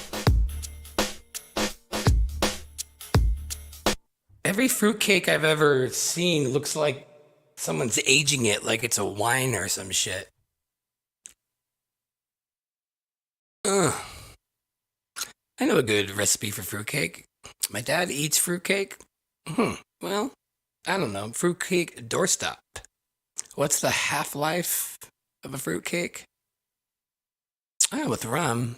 Has anyone ever gotten drunk off eating anything? How much booze can you put into a cake until you start getting a nice little buzz? That'd be a good experiment. Yeah. It always just tastes like it's been in the closet for like 5 years.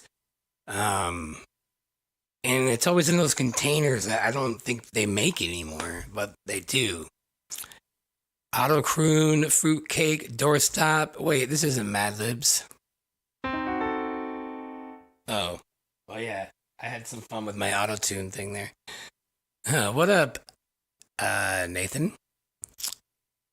I get drunk eating vodka-soaked watermelon and grapes. Oh yeah, those things.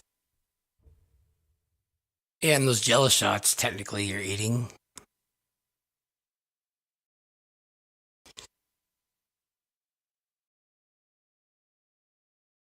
I don't understand rhubarb. What is that? Why is that a thing? Spodies.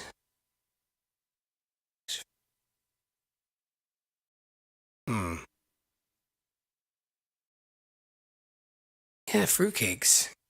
I hear that term more often to use like as like a derogatory thing.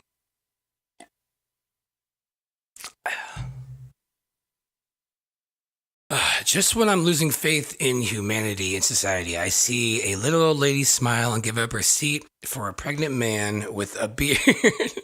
Aw. Yeah, that's cute. Rhubarb is man celery. I like it. So you're saying that celery, like traditional celery is a little bit more on the feminine side of the scale there? I don't know. I feel like celery is pretty manly too. Oh, here's one. For my parody bear, let's check you out. No one knows what Joe's like to be the con man, to be the madman, behind one eye.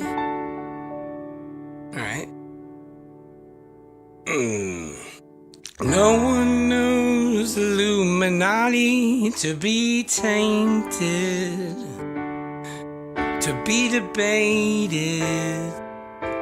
Freemasons only lie, but I scream it ain't as healthy as my conscience seems to think. I have hours on the internet. My search is vengeance. Then I whack my pud. that got weird.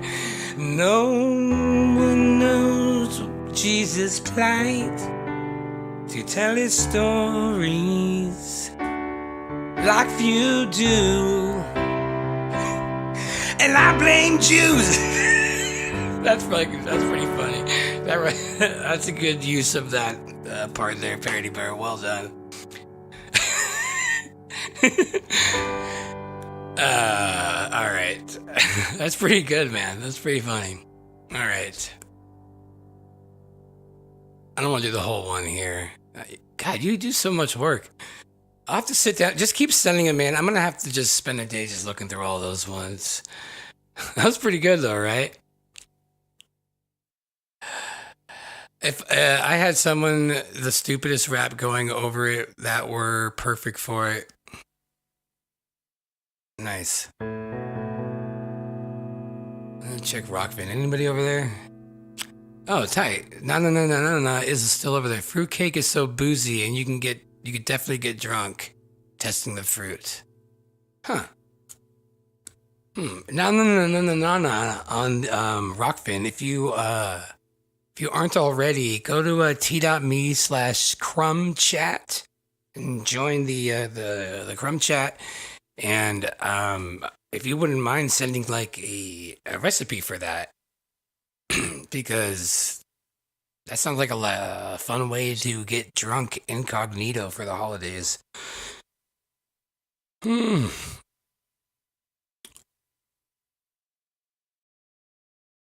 I had someone this way. Change what you want to sometimes. Song might have parts about world of tanks. You all have to remove stupid shit. I gotcha.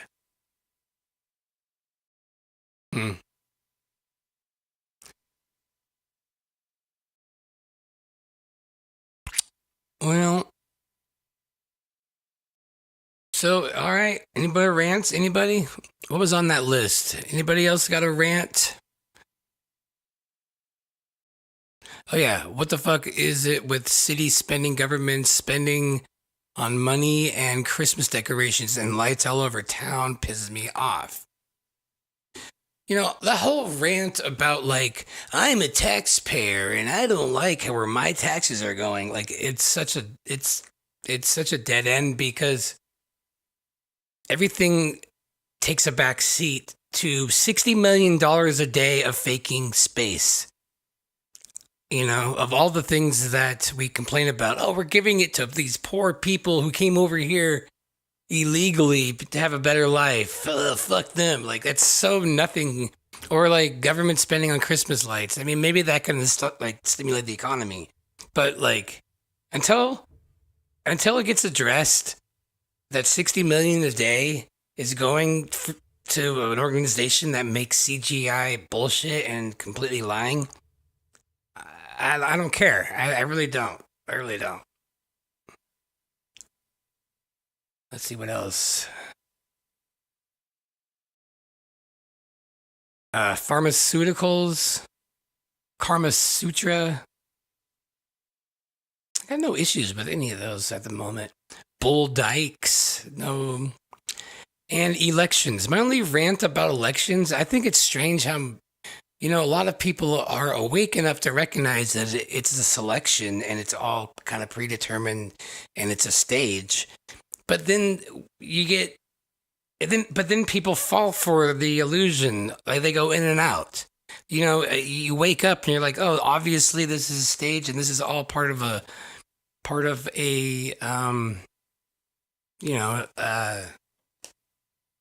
a plot that by design, and then like the next day you'll be like, the same person will say like, "Did you hear what Trump said? I think he's gonna do this, and that will change this." I'm like, didn't you just determine that it's all a plot? Like, why all of a sudden you're getting invested into it like you were before you realized that? And I see it all the time with everybody. Or people are like, "Oh man, if Kamala gets elected, this is gonna happen, or this is gonna happen." Like, whatever's gonna happen is gonna happen.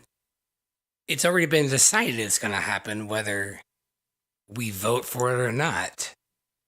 And so it's just funny to me how we get invested in it. It's a really hard illusion to consistently label as an illusion. It's easy to fall back into that trap of thinking that there's, some sort of like legitimacy to these elections. There's not. It's obvious, but they keep pushing it, and we keep going back thinking, "Oh, okay, well, maybe Trump will do something. Maybe Trump." Like, damn it! It's obvious that that can't be the case. You can't go. So I go back and forth. Still warming up. All right. What should happen to people that litter? I don't know. Everybody litters. So what do you think you should do? You litter. Literally everybody does. I know that probably hits home with you because I know you work in like landscaping and stuff. What should happen to people who litter? Give a hoot.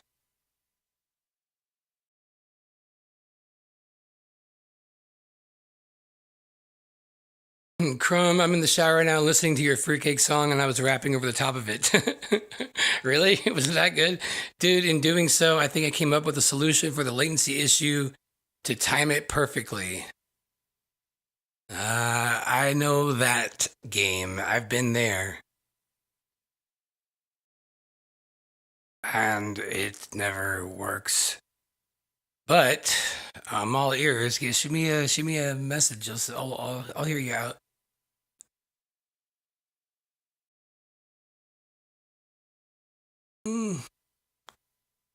If you live in a society where it's socially unacceptable to question the conspiracies are real, then you probably, then you know they probably are. Yeah, I mean, there's truth to that, but it's oversimplified. These people who don't care about what I'm ranting about pisses me off. You don't need to take my rants seriously. Damn it, my rants matter. I'm a human being. Damn it. Fuck yeah, man. I agree. Why can't I turn this thing off? Stop it. Hide. Okay. I'm not taking you seriously. We're good. Relax. We're all chill here. You don't need to go all caps on us. Take a breath, 16 Alpha. We're good.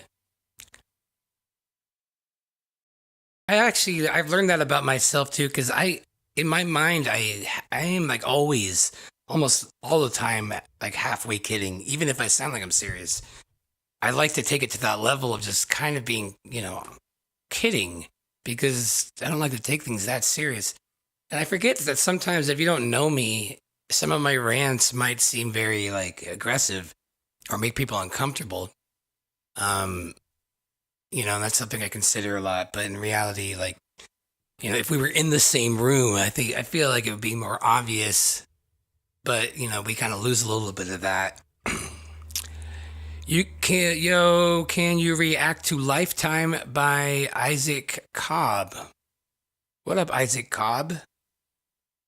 I need a little more context there. Is it like a song by you? And welcome, by the way, Isaac. I'm not quite sure what you mean by that.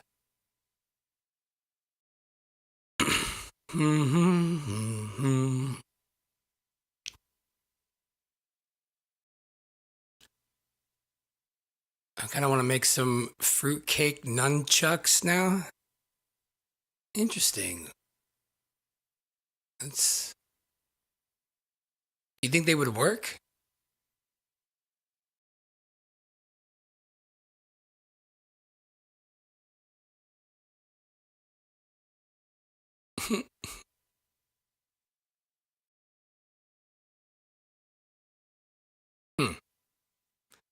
I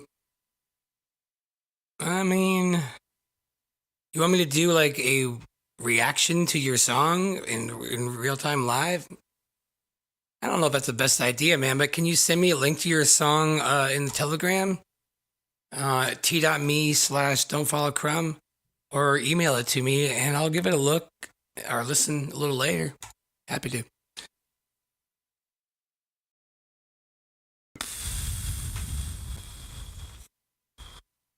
Let's take a little break, guys. I'm going to play a song off my album called Fun with Venison.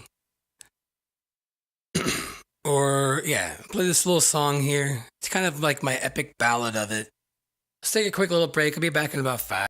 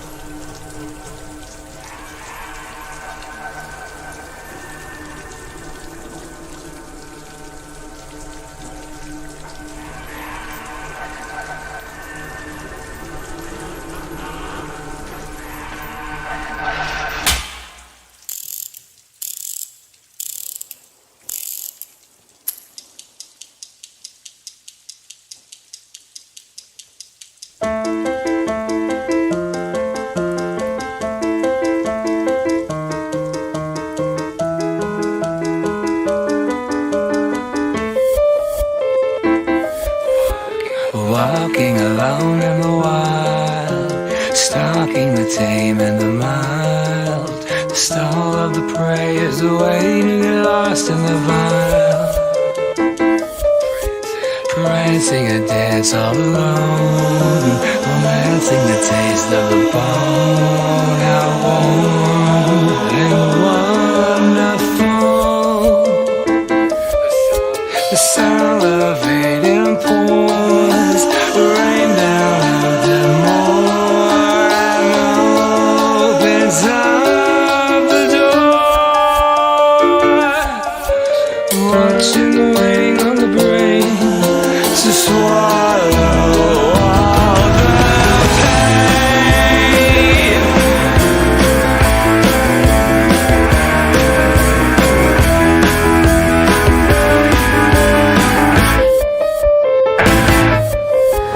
Doe, a deer full of beauty and fear, a dark caramel brown so sweet, lean and tone of robots held down meat. I lick my chops and stalk my prey. Terror to tethers make mincemeat of the flower. The venison is my only medicine. To chew the belly, to savor the stew. A table for one, but a meal for two. It's on the menu. It's dying, twist right. Watching, waiting on the brain to swallow all the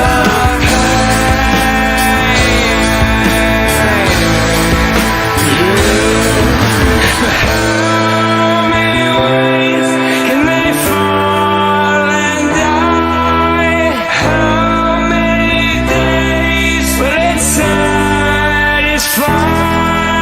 And how many claims will be compromised?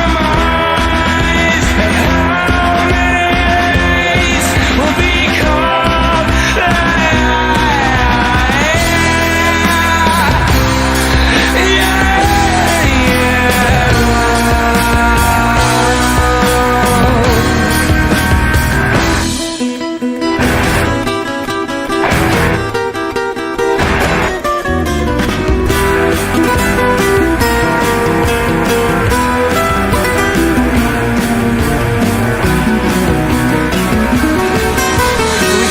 on the coffin, laugh at the motionless state.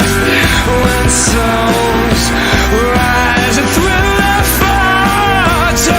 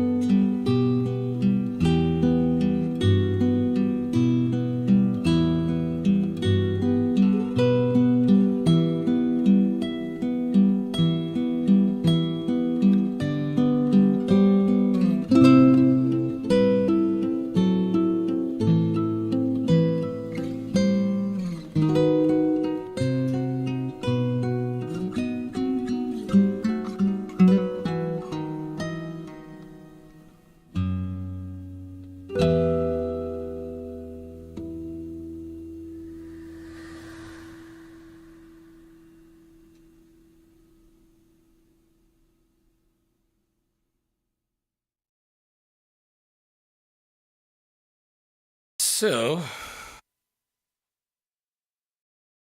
going to try something out here.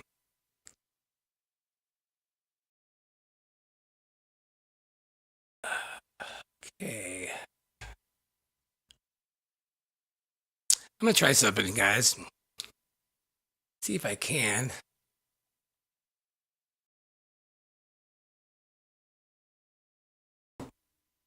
How do I set this thing up? Can't do it.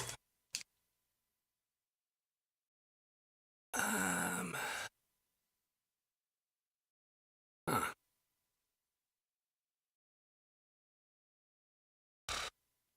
There's got to be a way. There's a way to play like every Nintendo game that I just got Mike Tyson's Punch Out on the brain.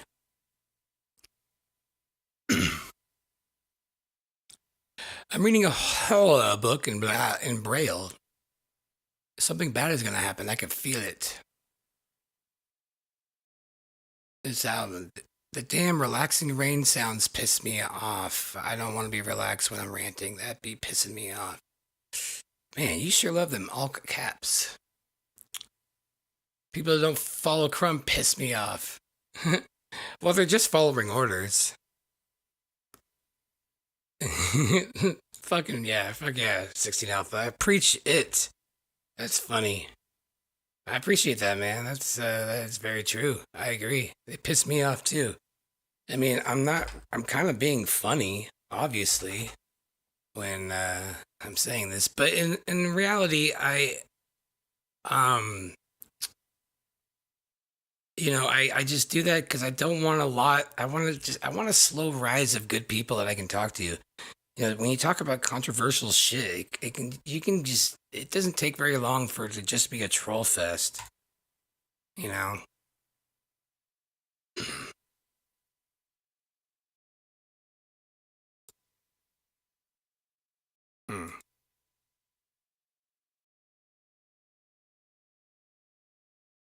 Let's see.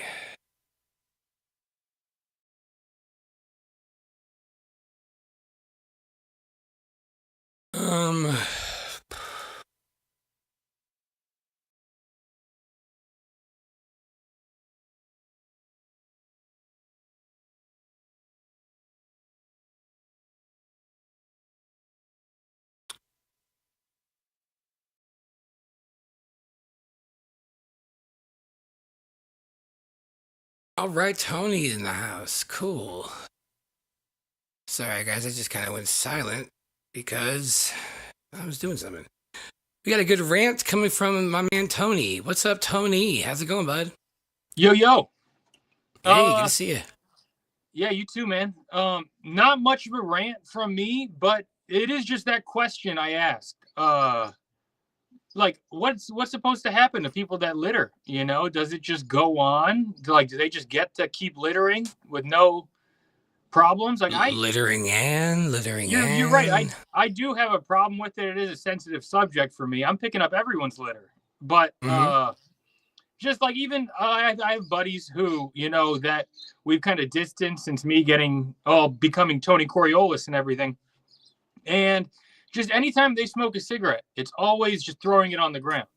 I agree. I hate that about cigarette smokers. Okay, really quick. I don't mean to interrupt, but I honestly I literally flick it out and I put it in my back pocket and I deal with all those problems. I think it's terrible how much cigarette smokers feel entitled to that much littering. And totally. I don't know why. I think it's from movies and stuff, but I couldn't agree more, man. It's bad. Yeah. And so, okay, my aunt is a big time smoker. She owns like a dive bar here in town. And at her dive bar, she literally has it arranged where outside the back, like where everyone smokes, you can flick a cigarette, no problem. They'll pick it up. And I can understand that, being a thing at a bar, people go out, they don't want to be, all tight. Like, that's okay for a bar. But then anywhere else she goes in her life, she is the same way. She takes care of her cigarette. And it's just something a lot of people don't. And they think it doesn't mean anything. I don't know. Is it going to mean anything? I don't know. But I don't know. Am I gaining any points by picking up cigarette butts? I don't know. I don't think my job's getting me any like bonus points, but I got to wonder about it all, you know? Yeah, yeah, no, for some reason I feel like cigarettes are like exempt from littering for some reason. I don't know what it is. People just feel like yeah, and that's why like I've always just flicked them out and put them in my back pocket, and then my pants stink, and then I have to throw them away later and deal with all this shit. But like, I'm not gonna throw them on the ground. And I agree. There kind of is like, if I'm ranking all the litterers, there are the kind of litterers that, you know, a cigarette butt every now and then, like maybe not even every cigarette butt, you know, some are every cigarette butt, but others are every now and then they'll litter. And you know what? I can kind of understand that, but I don't know, just cover up on the back end, like, you know, be picking up litter at the same time. Like, there are those people who just at every single time they drive down the road that I go to, is someone walking the road picking up all the cigarette butts that are there, you know? Are you leaving them in the same, like, I don't know. No, if you are know. Yeah, there are people too who just finish their fast food and then out the window. Those are the most egregious ones. You need to be found. And that's why it's a hard thing. Do I want us to be recorded at all times so that no one can litter? Like, I don't think so. But how else do you bust these people? How do you get the egregious ones? Is really where I'm perplexed, where it's hard to come up with an answer. Well, I mean, it's just one of those things that, I mean, they had that whole Give a Hoot campaign, you know, back in the day. And so I think it probably like the best solution is like through social shaming. That seems to work pretty good.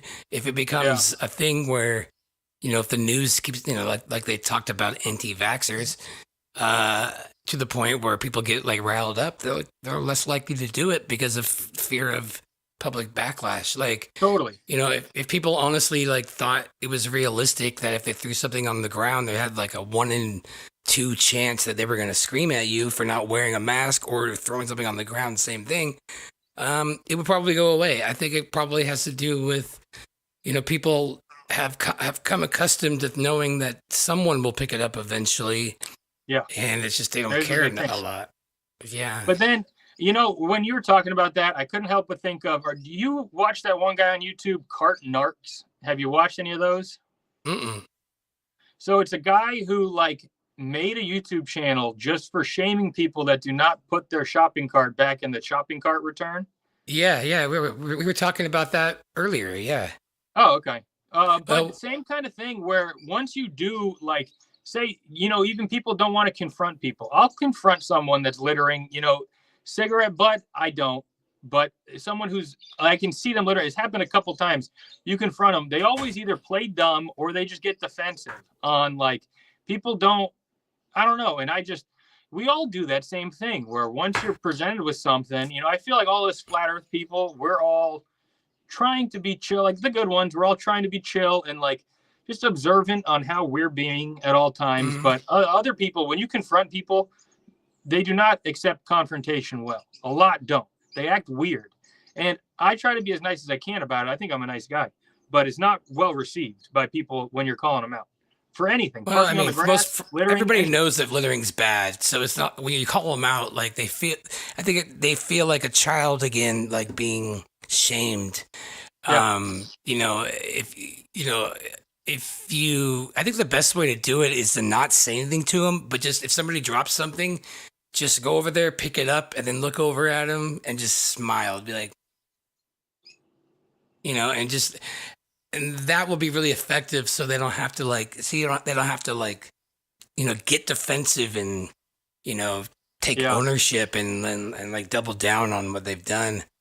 I at least know I am open with confronting, but I try to just always stay as not overstepping on anything like, hey, idiot, or anything like just, you know, someone has to pick that up type of thing, like as I pick it up. But then I don't take any of it home with me. I don't like harp on it. Like I can't even remember I can remember a couple people where I confront them on parking on the grass, and that's something where there's nothing you can do other than just ask them to, hey, can you not park on the grass? Like, and then just, dude, the reactions that I'd get asking people not to park in the grass is insane.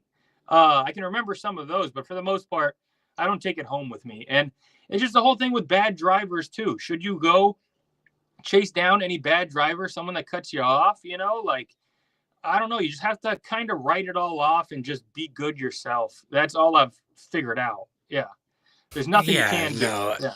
I think I look at those situations like they're presenting a lesson for us, and you can look at it like you can play the victim role, or you can look at it like, thank you for letting me know where, I get triggered.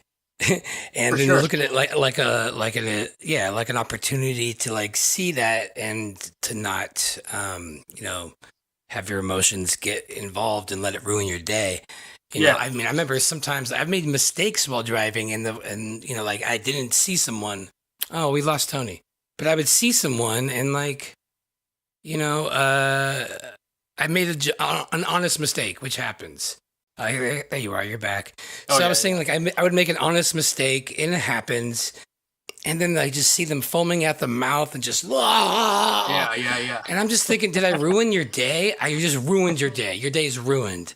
And I'm just thinking that, like, they gave away their power. Like, it's up to them, Like, and I've been around people that are driving too that they always get mad, but I don't get mad, so they choose to get mad. I don't fall into the victim role, so it's up to you if it affects you.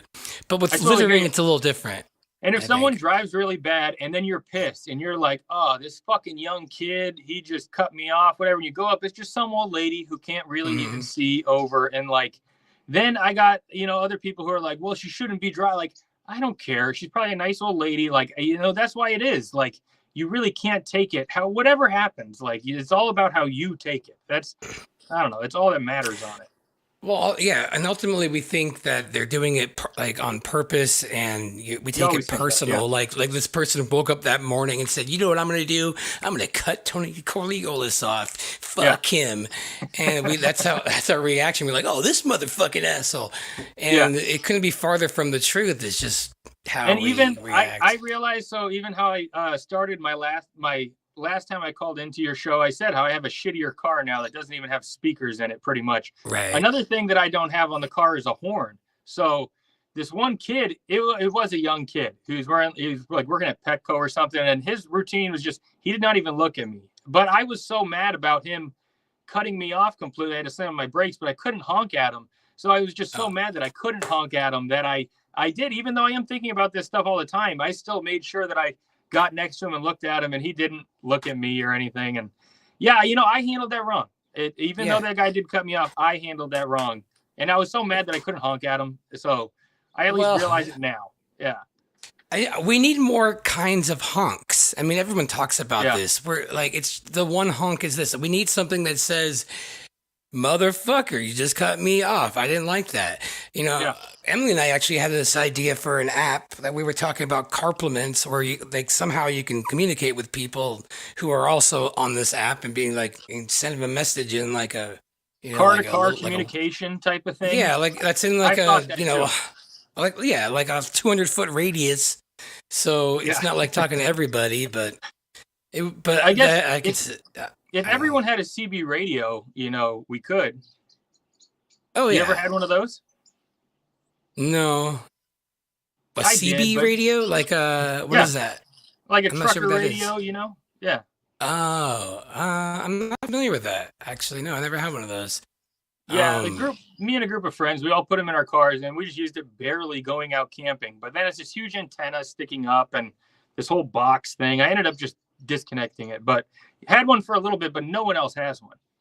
Right. I know, it's like ham radios, and it would have to be like a feature on like Facebook for it to like, gain, momentum. Yeah. But if Mike Tyson and Logan Paul were doing it, then it'd catch on.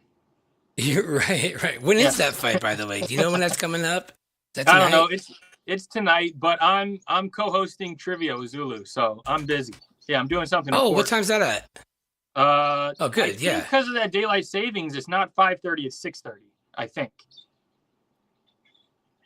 It's at 6:30. Okay, so like in 45 minutes. No. 6:30. 6:30 my time. Oh, I'm sorry. 6:30 your time. 3 hours, 45 minutes. Yeah.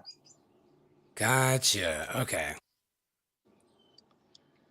Yeah, I'm not good at the time. I don't have to shift. So, I got to then just calculate how everyone else is off an hour. That's the only calculation I got to do. Yeah. I completely forgot. Like my 6:30 is different now. And it's actually, I didn't even think about it. Like I started streaming pretty early today for SoCal Times. And I'm thinking it was a late night stream. That's interesting. Well, any other rants? Do you got anything else you wanted to get off your chest? Now's the time. No, nothing. I just figured I'd talk out that little littering thing because, it is a sensitive subject to me. And I'm always thinking about, how do you handle these people? And I have a couple, like one dude who would just sit in a van all day and he'd throw his cigarette butts out the window. I'd pick up 10, 12 cigarette butts every day from the same guy who would never leave his car. He'd use the restroom in the park, he'd sit in his van all day. Doesn't work. I don't know his situation. So I confronted him on littering. Now he doesn't sit in my section. So whatever. Yeah, I'm glad that I confronted him. But yeah, littering is a sensitive thing. I'm always thinking about it. If anyone thinks of any good solutions, feel free to hit me up. I'm open to it. Do you know the 2 things that you are legally allowed to litter out the car? Ooh. There are 2 things. Probably fruit skin or something? Nope. No? Oh. I don't know. Well, number one of them is water. You can throw out your car, and the second one is just the liquid or chicken the feathers. Chicken feathers. Oh, okay. Huh. Yeah, you're legally allowed to have chicken feathers thrown out your car because you can't really do anything. Well, if someone on the freeway, so they can legally pour a 5-gallon bucket of water out of their car. I'm guessing not like a water bottle. That would get you charged. No, that's plastic. It would just be like, pouring water, I believe. Okay, yeah. If someone pours a 5-gallon bucket of water out on the freeway and they're in front of you, you'd get your whole windshield all wet. And then if they do feathers after that, dude, they'd all stick to it. So that's legal. I know, yeah. You're basically tar and feathering the road. Apparently. It sounds like an old blue law that is antiquated, but no, that's basically, I think it's just because of truckers and people, transporting chickens, otherwise they'd all go to jail every time they just brought chickens around. Can't really do anything, So, that's it, man. See if it's a piss jug or if it's water. Yeah. Use that one tonight for trivia, man. If you can throw that in there. Oh, I gotcha. Hopefully someone from here's over there and you can get a free point over there. I'm pretty loosey-goosey with the points. So, I'm excited for it. Okay, right on. And I'm just looking real quick. So you said that starts in 45 minutes? Oh, I'm sorry, in 3 hours, 45 minutes, I think. Or 2 hours, 45 minutes. I think it's 3 hours, 45 minutes, yeah. Okay, cool. Man, I'll have to check in on that. Yeah. Well, right Crumb, on, man. Thank you for having me up. I love it when having I you see a on. link available. Everyone else, feel free to call in. It's an all right time. It's fun. You'll think I didn't have anything to think of to talk about other than litter. I just know I have my stance on litter. Figured I'd talk it out. I'm not. There's no script that I have here, and it's smooth. Crumb, thank you for having me up. I'd love to have you, man. Yeah, I like to keep this as open to everybody. There's no format. You can't do anything wrong. You want to just call in and talk. Yeah. It's very low pressure, is what I'm saying here. You don't even have to have your face on. If you just want to call, you don't have to have a camera. So if anyone was worried about, having a pimple on their face or something. Yeah. and as much as, I you do not have to show your face, so you can go up and not show your face, but people do like the camera. So I figured I was going to hit Jaron with next time I talk to him, dude, you should alternate who gets more time, someone that shows their face or someone that doesn't. I show my face every time. I feel like I should get a bonus minute. And then some people that don't, that's just a thought that I had. I think it's I'll hit them with it. I don't know. It's punishing those that, for whatever reason, don't feel comfortable showing their face. And I guess, but it gets me a bonus minute. So I'm going to push it. Okay, so I'll tell you what. If you don't want to show your face, just grab one of those spare masks that we all are keeping from the lockdown. Yeah. Get it on out. Let's go down memory lane and put your mask on, and it'll be fun. Hey, that does remind me though, Crumb. I'll say this, and then I'll peace out. I said it one time. on either Strange World or Coffee Talk. I remember I said it to Karen B, but I went out to Vegas and I was with my buddies, and it was his bachelor party thing. So we planned it because they said the mask mandate was gone in Vegas. So we live in Arizona. We're like, okay, we're going to Vegas for his bachelor party. We went on day 3 where they brought back the mask mandate. So it was gone. Oh, I remember that. I remember, Yeah. I remember that bait and switch. Those are good times. So they did that. They did that, and I was so mad. So then out there, you got to be kind of respect. Like they tell you to put it on, and you're like, "Hey, 3 days ago, you did not have to tell me that, right?" They're like, "Yeah, I know." So everyone knows it. We're living in this BS world. But the point of that is, I was so mad about it. I brought like 15 of those Spider-Man masks with like the eye hole cut out. Yeah. I remember those. Yeah. So those covers your nose and mouth. So I put that on. They were not saying anything to me. They were fine with it. But then I like tripped over a cone. You can't really see out of it. I should have cut the eye holes out a little more. So I just said like to my buddies, like, oh, my spidey senses weren't working. So then I, put the normal one back on under the nose. Yeah. Well, at least you were being safe while you were tripping because you couldn't see. Yeah. At least you were being safety first for the virus. So that's good on you, brother. A Spider-Man mask. I didn't see anyone else try to do that, but it covered your nose and mouth. It covered you. So if they bring it back, just remember that. Yeah. Absolutely, man. They're Yeah, I never tried gonna bring it back. I tried the beekeeper thing. It never worked. Because it was just What, such the full bullshit. suit? No, like I had just like a hat with like like a cloth covering my face. You could see my face. Like it's clearly like not going to do anything, but it was kind of fun. I had a lot of fun trying different things. Oh yeah, I miss it. I miss those crazy days. I wish they would lock us down again for something stupid, just for like a month again, just to I don't know. And that's actually a good spot to sign off on. So one other thing is, I prided myself on picking up all the masks that people would litter. Like they'd wear a mask and they'd litter it. And you'd have to wonder, did they ever make it home? How did they make it home without, the mask on? Like they came to the park all safe with it on. And did they even survive on the way home? I wondered with each mask that I picked up, and I got one this week. I think it was a construction mask, like one of those circular ones, but I still nostalgically counted it on my Snapchat. So. Well, yeah. I remember I kept seeing everybody's immune system. They would just leave their immune system on the floor everywhere. Yeah. I couldn't believe it. I know. So those are the days. Thanks for being on here, all right. Tony. Come on Peace back. out, man. Right on, man. Later, dude. So I'm like a little bummed. Like I have this like USB Nintendo paddle that I thought it would be able to work, but it's the driver's not working on it, and I thought I'd be able to just play some Punch Out, because that kind of sounds like fun. I think I have one more. I'm gonna see if I can plug it in and make something happen here. Oh hell yeah! All right, we got Laurie right here. I'm gonna take a quick break and bring Laurie on. I'm gonna grab this controller and bring on Laurie. All right, Laurie, don't go nowhere. I know you're right there. This is a quick one. We're just gonna go back to our classic cat dancing for about 2 minutes. I'll say.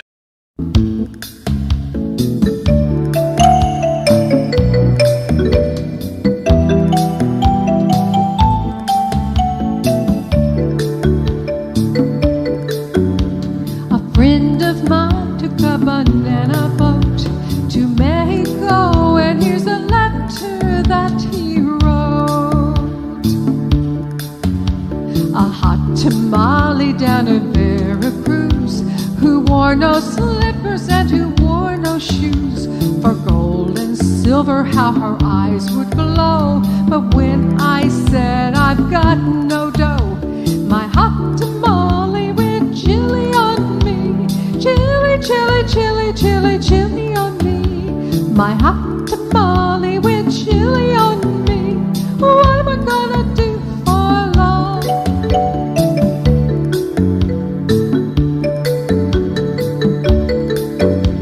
I said, I'm glad you weigh 300 pounds. I need you most when swimming comes around. Sit here by me until the sun goes down, 'cause you're the shadiest spot in town. My hot tamale with chili on me. Chili, chili, chili, chili, chili on me. hot tamale with chili on me. What am I gonna do for love? My man has the strangest eyes I've ever seen. One is red, the other one is green. I was confused, and so to him I said, should I stop or go ahead? My hot tamale with chili on me. Chili, chili, chili, chili, chili on me.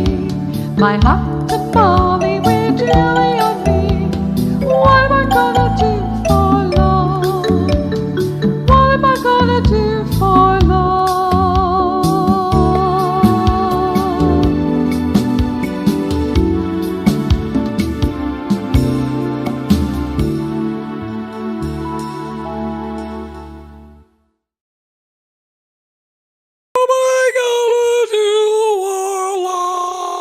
Lowry in the house.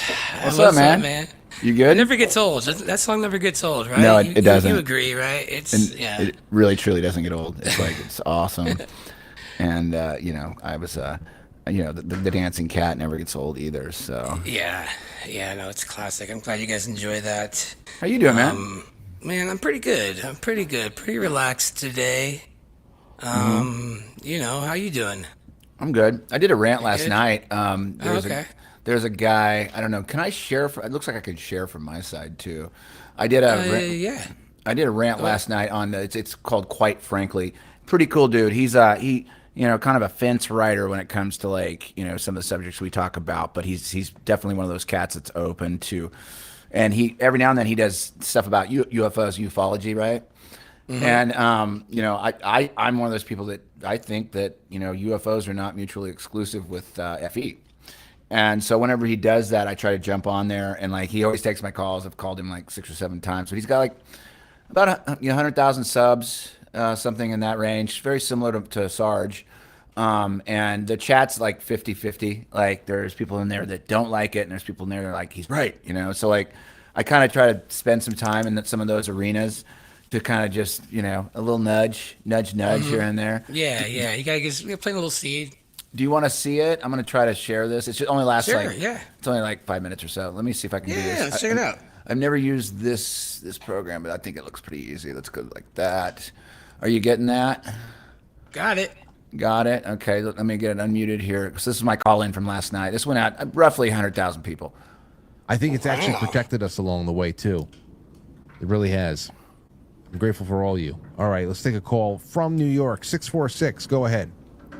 Hey, it's Larry. Hey, Larry. Let me pause this for a second. Let me show. So basically what happened was he kept mispronouncing my name. When I would call in, they started calling me Larry. So finally I just owned it. And now when I call into his show, I'm Larry. So there you go. And the chat all knows it too. It's pretty funny. That's really funny. I think it's actually protected us along the way, too. It really has. I'm grateful for all you. All right, let's take a call from New York. 646, go ahead. Hey, it's Larry. Hey, Larry. I spent you sound 2 like you years said Larry on the Richard Hoagland. I did say Larry. Okay. So I do it just on purpose. I own it now because that's just what he wants to call me. But everyone in the chat, I got you. Everyone in the chat knows me as Lowry. That is Larry. So it's kind of a funny thing. But anyway, we're back. Okay, that makes sense. Yeah. Hey, it's Larry. Hey, Larry. I spent 2 years on the Richard Hoagland deep dive on pictures from Mars, and spent a whole bunch more time on. Those aren't pictures from Mars. They're pictures either from Earth or they're just made up. We went through this for 2 years. We went through, and there was 1,000 people on one of these channels. They aren't pictures from another planet. They're not. They're just pictures from here. And tonight, Tim was really responsible on the ufology subject, because I've told you this before. I think that ufology is not mutually exclusive from the cosmology of a globe skeptic. That I think all these things are here with us, and I think we're a lot bigger outward. And I've been really clear about that. And I think Tim, I was watching his body language. I think he suspects that, especially as he was working a little bit biblical on what Genesis is. Yeah. And what I'm saying is, I've seen shit in the sky that I don't understand. I don't get it. But like I've always taken to the account that like maybe we're flyover states for more people that are out, not up and out from a spherical standpoint, but out. Yeah. And Richard Hoagland, as far as I'm concerned, was one of the biggest YouTube snake oil salesmen I've ever seen in my whole life. And we dissected his crap forever. And I was like, oh, you see a face on Mars. Oh, you see that can be done in Photoshop in 5 minutes. 5 minutes. Pyramids on a supposed space balls, Disneyland space balls out in space, can be done in Photoshop in 5 minutes. 5 minutes. Mm-hmm. And I'm coming from a position. I'm a ufologist. I've always loved the idea of spacecraft and people from other places and that sort of thing. I still believe that there are things we don't understand offshore. They're over there. They're not on our current understanding of cartography. They don't have it. We don't have it. They give us the maps that they want to give us, but who's going out there flying around figuring out new islands, new places, what they say, like Japan discovered like 100 new islands in the last week. I saw that, I was like, how do we not know that? How do we not know like what else is out there? There are things offshore that we don't understand. When I say offshore, I mean out, every direction to your right and left, not up and out from a spherical standpoint. And I do believe that there's tech offshore that's above us. I believe that. And I think Tim, when he was talking tonight, I think he's coming from a real place, but I went through that Richard Hoagland shit 10 years ago. And we smashed that guy, and he disappeared from YouTube after all of us went after him. He's selling this crap, pictures. Like, I can build the pictures he was showing us. I went through this whole thing. I was like, oh, that does look like a fortress on Mars. Oh, that does look like something happened. Oh, there's a big canyon on Mars. Somebody drew it. Somebody did it in digital, put it in a picture. All right. So there's my rant. This guy. Love you, buddy. I appreciate you, Larry. There you go. So there you go. That was my rant from last night. And you're really good at you're really good at like the radio call voice. Like, you remind me of like when I would be like listening to like alien conspiracies on like random channels on a road trip. Like, you're like the quintessential. Dude, I grew up with Art Bell, and I grew up with that desert broadcasting stuff. I was following all this stuff way back in my teens, and I would every now and then tune into Art Bell, and I think there's George Norrie, and it was all that spooky UFO stuff, and I was just into it. I was just like if some people like reading fiction or nonfiction, whatever, like I was just into that stuff, Yeah. And Nicole says hello to everybody. Oh, hey, Nicole. But like that kind of transferred into like the whole thing we've been doing since we all started getting into this, and like now I can like call into like these regional shows, and he's reaching a lot of people, right? And I mean, he looked like he was like kind of pretty legit. Like, you don't usually see that kind of quality live. Yeah, he's got like a big background. He's been going since 2012, and he like mainly covers politics and stuff, but every now and then he does like the supernatural, UFOs, and that sort of thing. So I like try to like pick and choose my call-ins, to talk to him, because I watch his chat while I'm listening to his show, and it's about half and half. Half are flat, half aren't. And so I kind of pick my battles, and like I think this is a good one to like maybe try to move the needle a little bit over here. And he always answers my calls. He gets like 100 calls, and I guess he's got a note by mine. So he's picked me up like 6 or 7 times in the last year or so. And it's kind of along the same lines as like what Weiss likes to do. He likes to go for places that aren't full FE, like going to like foreign ground and like sort of plant some seeds or whatever. That's kind of what I did with this one, like, because here, everybody that's here, we're all on the same page here. So like my rant needs to be something stupid here, because you've already heard my FE rants, right? It's like, I'm not going to convince anybody here. Everybody's already here, Right. That's why it's like we're beating a dead horse. That's why I like you here. I know. That's exactly what I wanted. I wanted like all of my audience to already get it, so I don't have to walk around. So, but let me ask you something. You were talking about aliens and shit. Like, and I haven't looked into this much, but have you heard that like the government's saying that there's like aliens like in the ocean and all this crap? Yeah. So they had the meeting 2 days ago. It was it's like the gratuitous once a year government meeting where they talk about UFOs. They've done it before. And Here's the Is deal. anybody taking this shit seriously? Well, here's the thing. One of the ladies on the panel, it was on the, I don't know if she was on the government side or something, the Founded Earth Brothers put up a video. They basically, what they did was they took their final card video, but then they put some new footage at the front and replayed their whole final card movie, but the new footage. And one of the ladies on the panel says, I'll admit it, it's flat. This was at a government meeting, right? Now, I don't know, like, they picked up on it. I think it was from that meeting. I need to double check, but it went up like within the last 24 hours. So, and the Founded Earth Brothers are, if nothing else, they're the most honest people you've ever met. So they're not going to like twist up a clipping and make it seem like that. But like, you know, that's where I went with this. Because after that, you know, because I've seen this one before where they all sit around and talk about, you know, UAP, their new term is unidentified aerial phenomenon, UAP.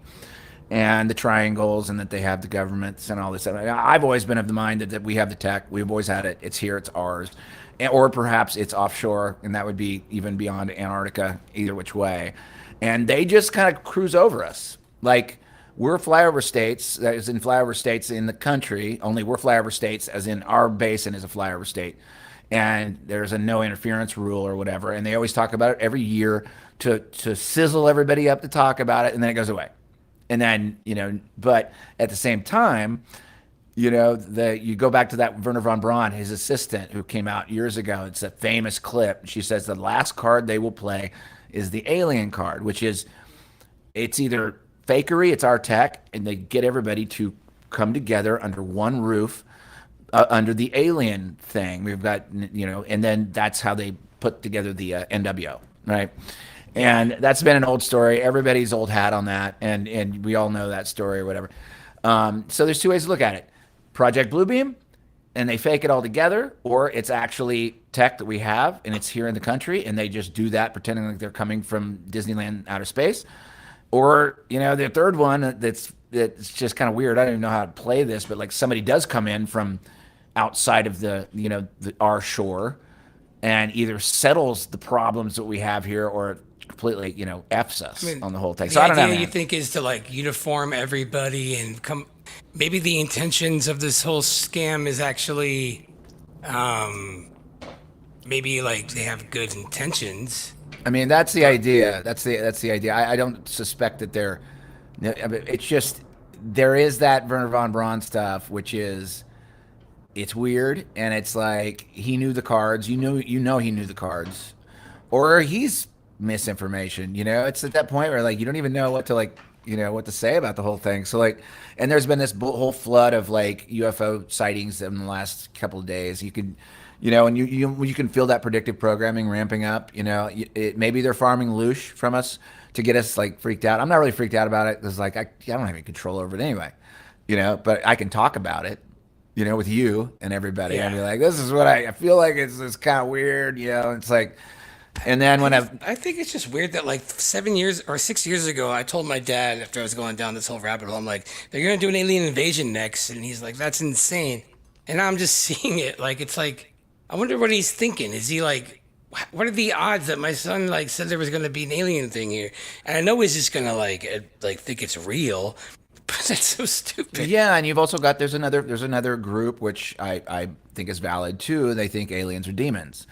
And I think there's some validation in that. I don't know enough about it, really. Like, you know, all the stuff I ever geeked out to was just the anti-gravitical, and we say gravity with a loose, you know, term there, but like the electrogravitic tech, which I was always interested in. I was like, I'd like to get one of those. I want to fly the fuck around and, you know, not have to worry about inertia or anything like that. And then, you know, my UFO encounter was that experience, which is very similar. They call them fast walkers.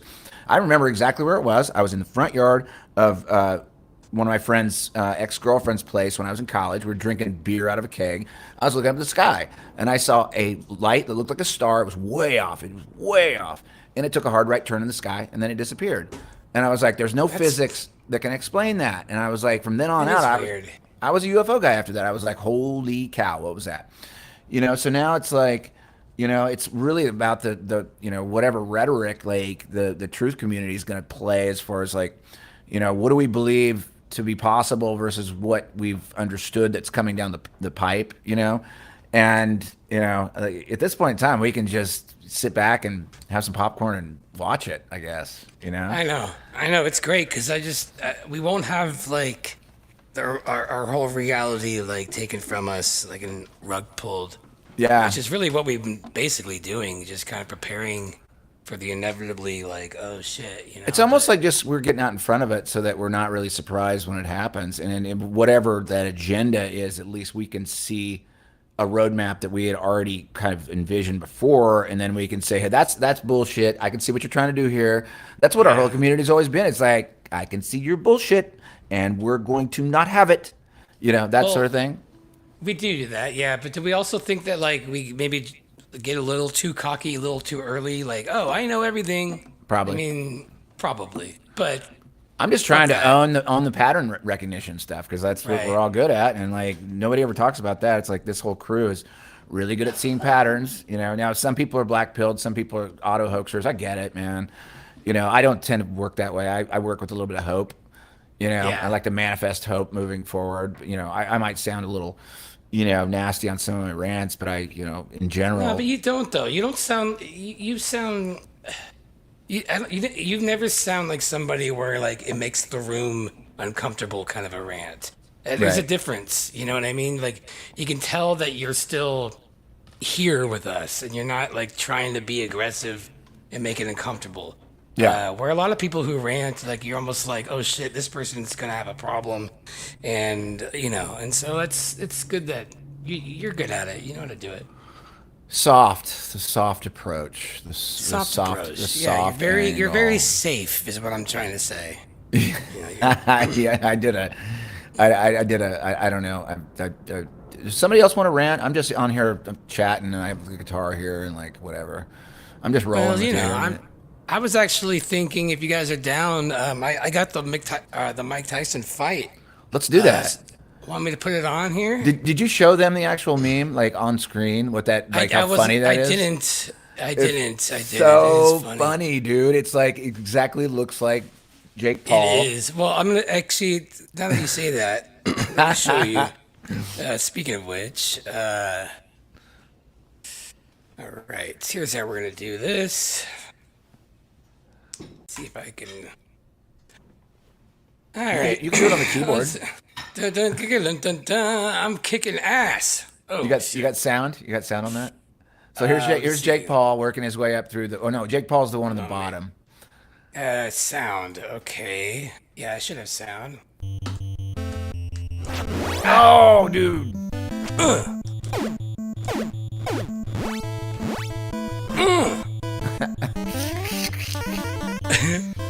Dodge left. Down. It's like riding a bike, guys. Yeah.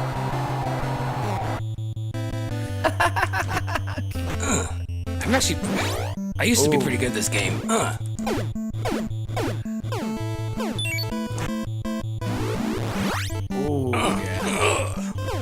Get down, Joe. Damn. Woo, is this what gamers do? Is this so much easier? Yeah. I wonder how far I can go here. Oh, damn it.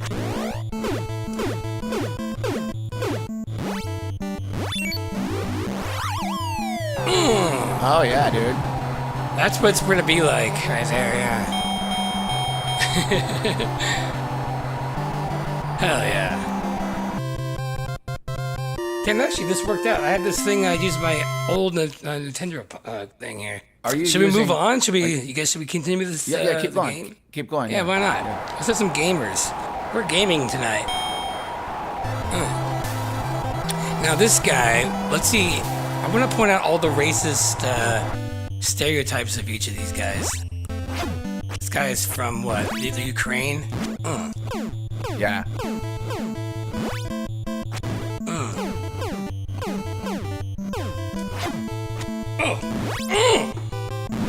Damn.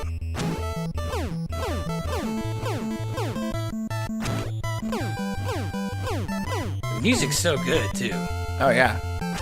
Damn it.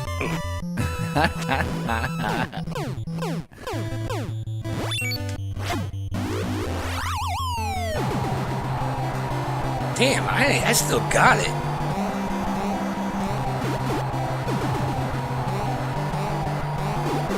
All right, well now I'm gonna have to play this game. No, you gotta go. You keep going. Keep doing it. We're just gonna keep going here. Let's see if I can get to Mike Tyson.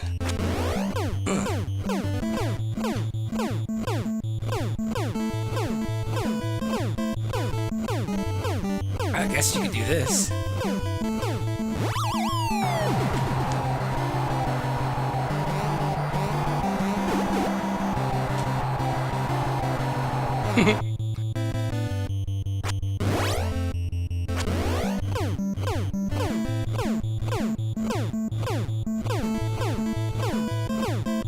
This is what's gonna be like tonight.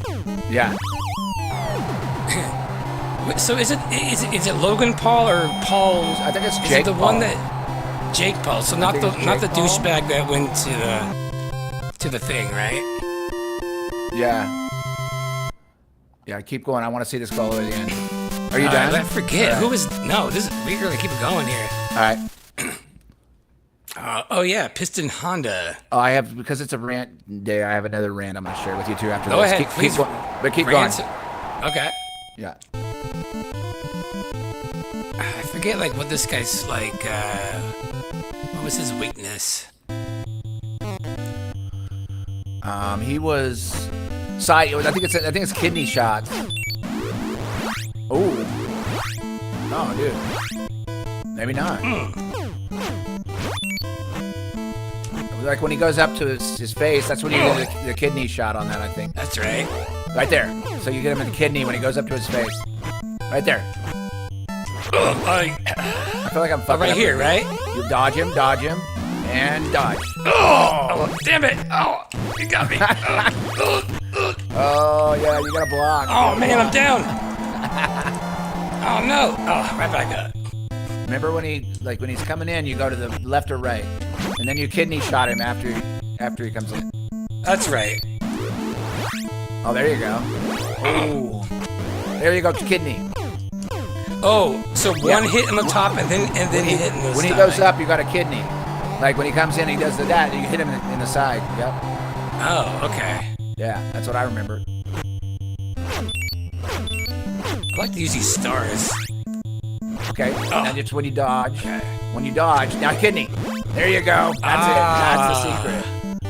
And dot kidney. Yeah. Yeah, there you go. I mean, they make this like little Mac guy so small. Like why is Mario in the game? Super Mario Brothers. Because he's Mario.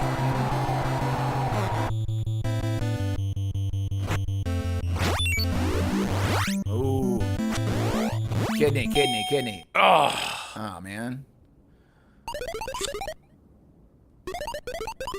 Piston Honda. I know. There's nobody with that name. There's no way. Like, that's so racist. And this is from Japan. Yeah. That's like saying, like, my name is, like, I don't know, Origami Sushi. Yeah. Hi, I'm Origami Sushi. I mean, you got this one now. You got it. Damn it. There you go, kid. That's a kidney shot. Well, you got it in the head, too. That's fun. Okay, now dodge him. Now get ready to dodge him. He's gonna dodge knock him. me down. Dodge him. You got to go left or right on that one. No, you can't. You just have to, like, kind of, like, it's too hard to go left and right on those things, I think. Oh, it is? There you go.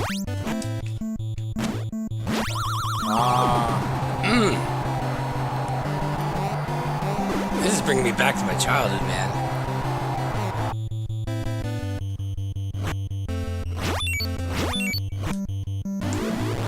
Oh, that was a good one. There you go, kidney or face. Yeah, that's fine. There we go.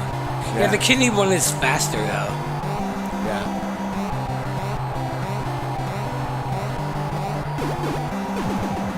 Done.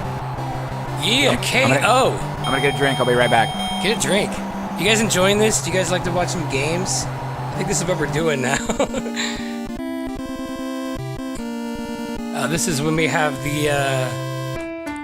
the song that Owen Benjamin used.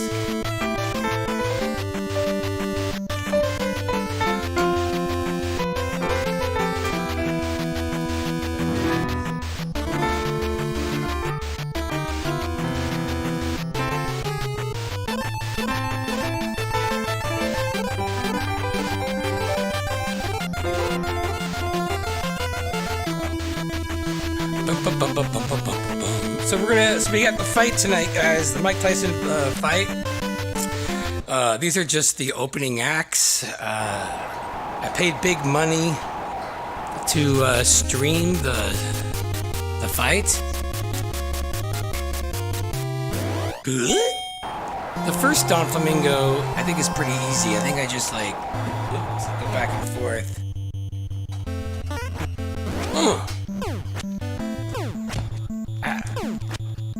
Who is this guy? What's his name? Don Flamingo. Oh. Does he got like a little dance he does before he hits you? Kinda. Yeah, I think he has like a rose in his mouth. Basically, if he just do alternating, he never stops. I remember that.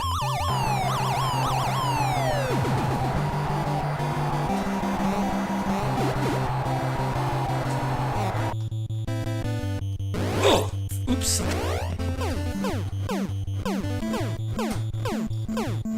This is riveting.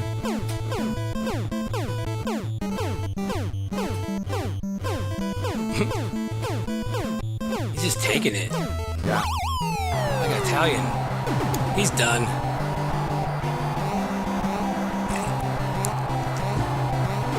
You don't know how necessary this was today. Oh. It had to happen. There it is, yeah.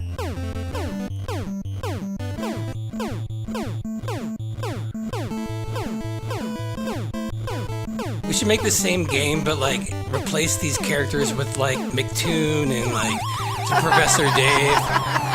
You know what I mean? Yeah, totally. And then like Neil deGrasse Tyson is like the last one.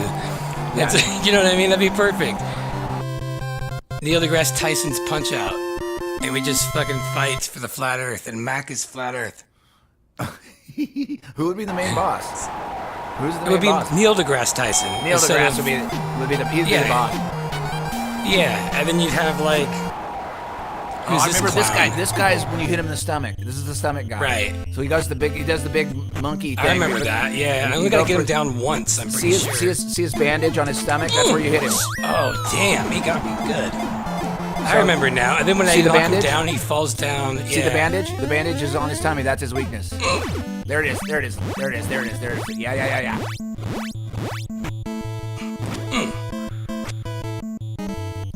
There you go. Yep.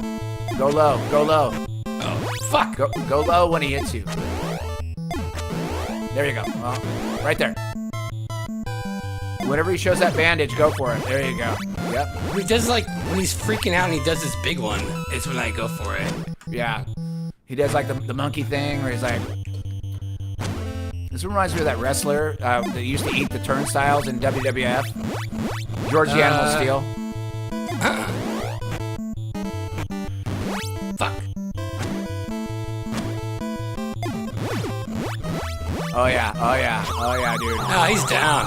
Yeah, and you only gotta get this guy once, I think. Yeah. God, I can't believe I can still do this.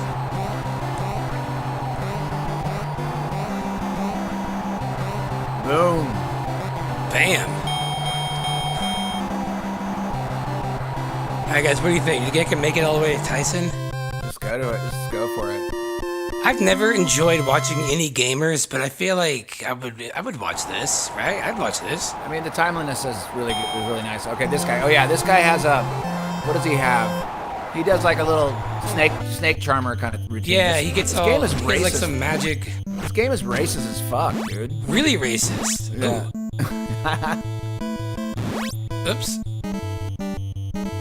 Ah, shoot. Oh, he's got that jab, that quick jab. There you go. There you go. You got it now. There you go.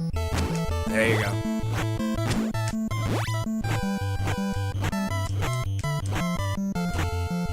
Oh, yeah. Dang it. There you go.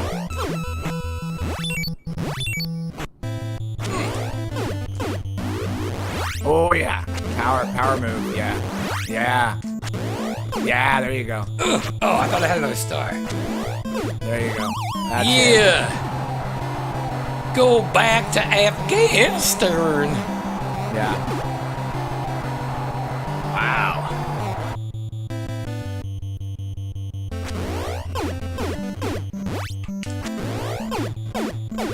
Oh man, it's like riding a bike. Oh yeah, it's just all coming back. Oh, here it comes. Here it comes. Oh, what is that thing? Oh shit, I forgot about that. Yeah, you just gotta block it. You just block it. I remember that shit. I'm like, God, it's amazing. My memory is so good from when I didn't used to, when I wasn't drinking. Oh. So how many lives do you have left? Dude, I'm crushing. All right, that's gonna be awesome. Did I lose everybody? Hey, there's a magnificent rant I'm gonna share with everybody after this, so stick around. Go for it. You can rant while we do this. No, I'm gonna do it. It's a shared rant. It's already out there. Oh, he's doing it already. Oh, he starts off with this shit. Yeah, block the shit out of that.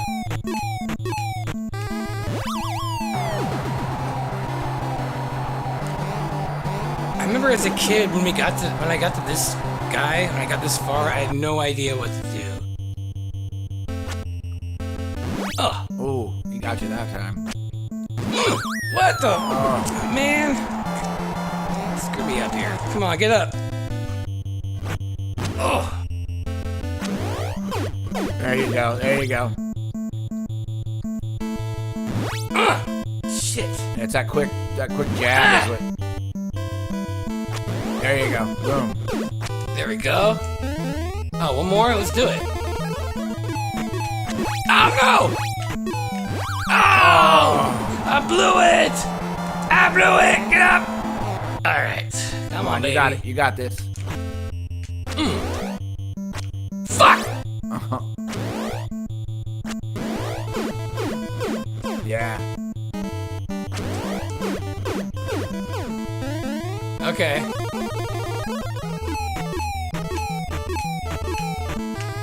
There you go. Down. There you go. That's how it's done. Just keep your ass down.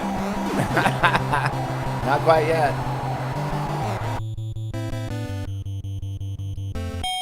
Oh, they're taping him up on the sideline. Woo! Thank you, Billy Tono. I'm not looking so hot, am I? No, you're not looking too good. They're gonna have to cut your eye. Man, there's a way to like... Okay, let's see.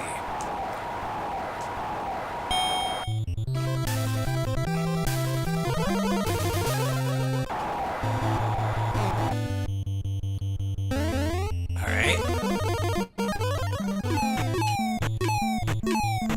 Yep. Boom, he's out. That's Damn. it. That's it. He's done. We'll see. No, I think he has to get knocked out 3 times. Oh.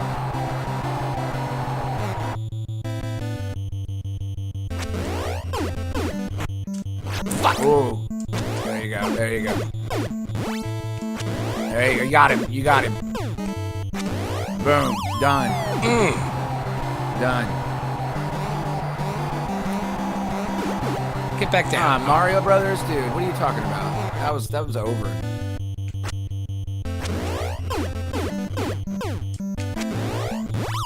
There, that's it. That's gotta be it. Done. That's gotta be it. That's how that's done.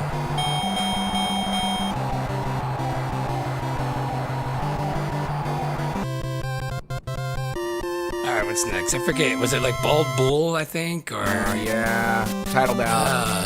This guy's kinda tough. You know there's a band called Contraband? And they basically play the music from Contra Really? the game. It's good music. And then somebody plays the video game while they're playing in a band. And With 30 lives or 3? No, it's just like the guy that plays it is so good that he can get through the whole video game. And so, but if he loses, then the band has to quit.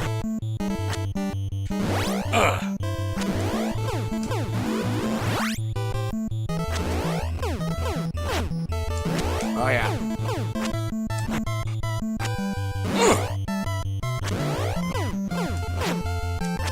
No! A little early on that one. Shit.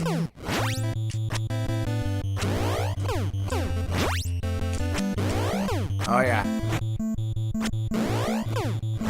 There you go. Damn. Take that, Bald Bull. Yeah, I remember, so like, he does like a bull run, and you have to like time it perfectly. Yeah. Else he doesn't go down. Yeah.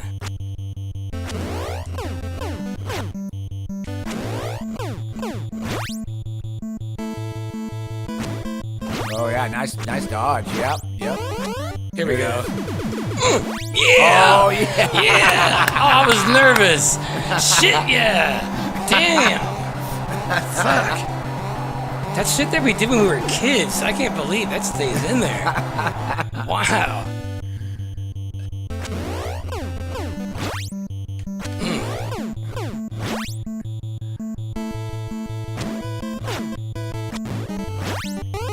Okay.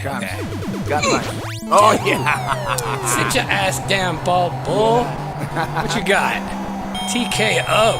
That's how that's done. Flat Earth wins. So like what just happens? Knocked out McToon. So what happens is this band they play. There's a projector that goes up behind them, and somebody plays the actual expert Contra player plays the game, and he's expert. He wins it every time. But the band plays the Contra music in a projection behind him while he's playing that game on the projection behind him.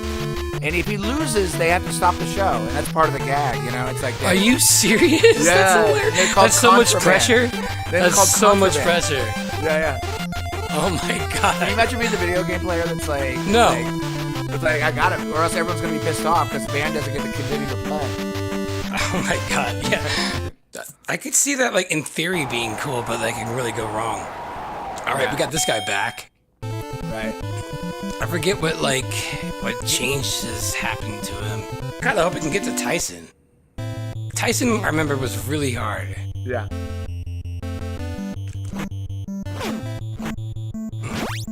Yep.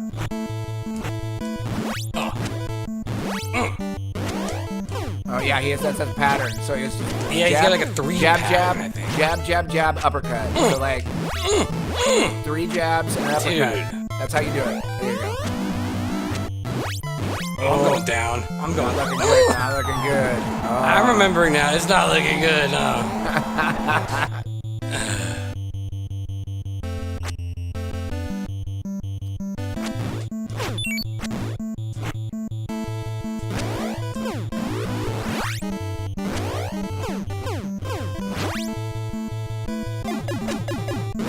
There you go. Ooh, nice block. Nice block. Yep. Boom, boom, boom. It's all coming back. It's all coming back now. Damn, it's fun.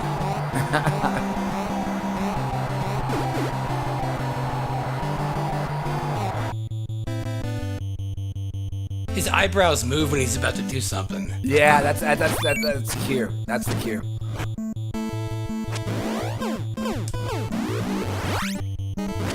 Oh yeah. Oops. Off timing. A little bit. Saved by the bell there. Mm-hmm. You're not looking so good though. He's hurt me, Doc. Cut my eye. Cut it. Give up. Cut it. Bonsai. All right.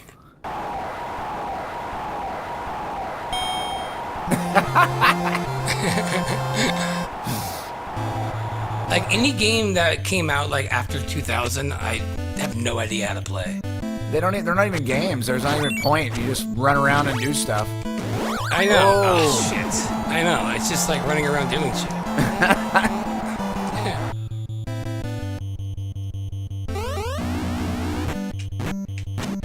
Oh, nice block. Oh. Yeah, there you go.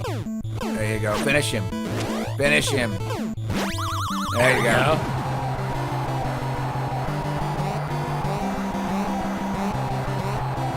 Look it up though.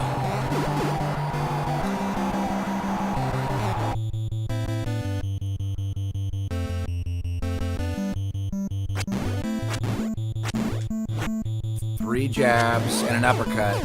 There you go. There's your pattern. Another uppercut. Here it comes. There you go. There you go. Yep. Yep. There you go. Now get after his ass. Here we go. Block, block, block. Oh, yeah. Oh, shit. There you go.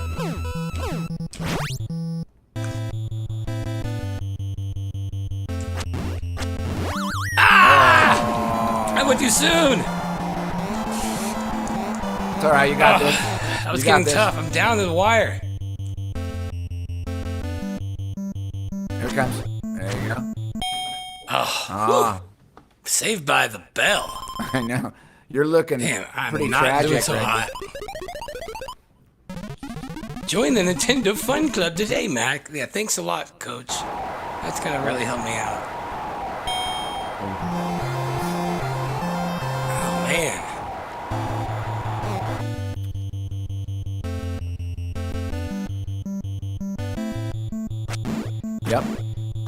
Yep. And there you go. You got him. Oh, shit. Yeah, you got him. Done.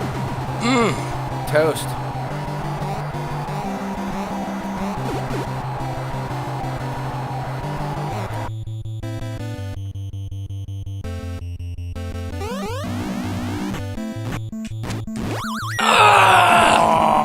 See, my controller's like, oh no! Get up, oh get no, up. they won't let me get up. I'm done. All right. Well, you know what? That was a valiant effort. Man. That was a valiant. Don't cry, you lost. Let's rematch. That was a valiant effort. Here, I got a rant for you. This is not me ranting. This is me ranting a long time ago, but I was going to share it with you since All right. this is Let's a check it rant out. episode. This is my most famous rant of all time. And I don't ever need to do this again because I just needed this off my chest when I did it.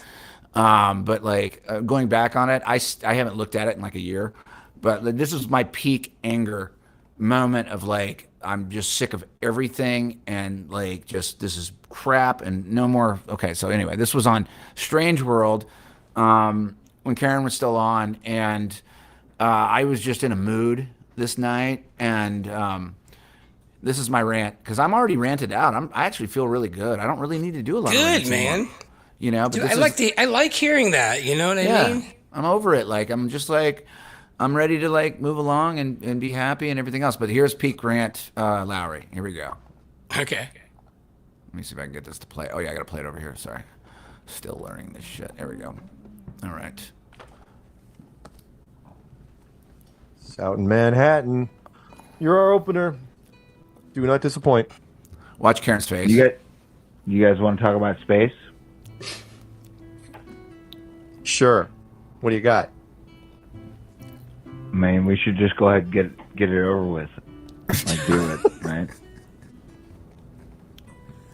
Really? You don't want to develop? It's dumb, right? Like let's just go with it. Like space. Let's just talk about space. You ready? Okay. Okay. It's dumb. It's dumb?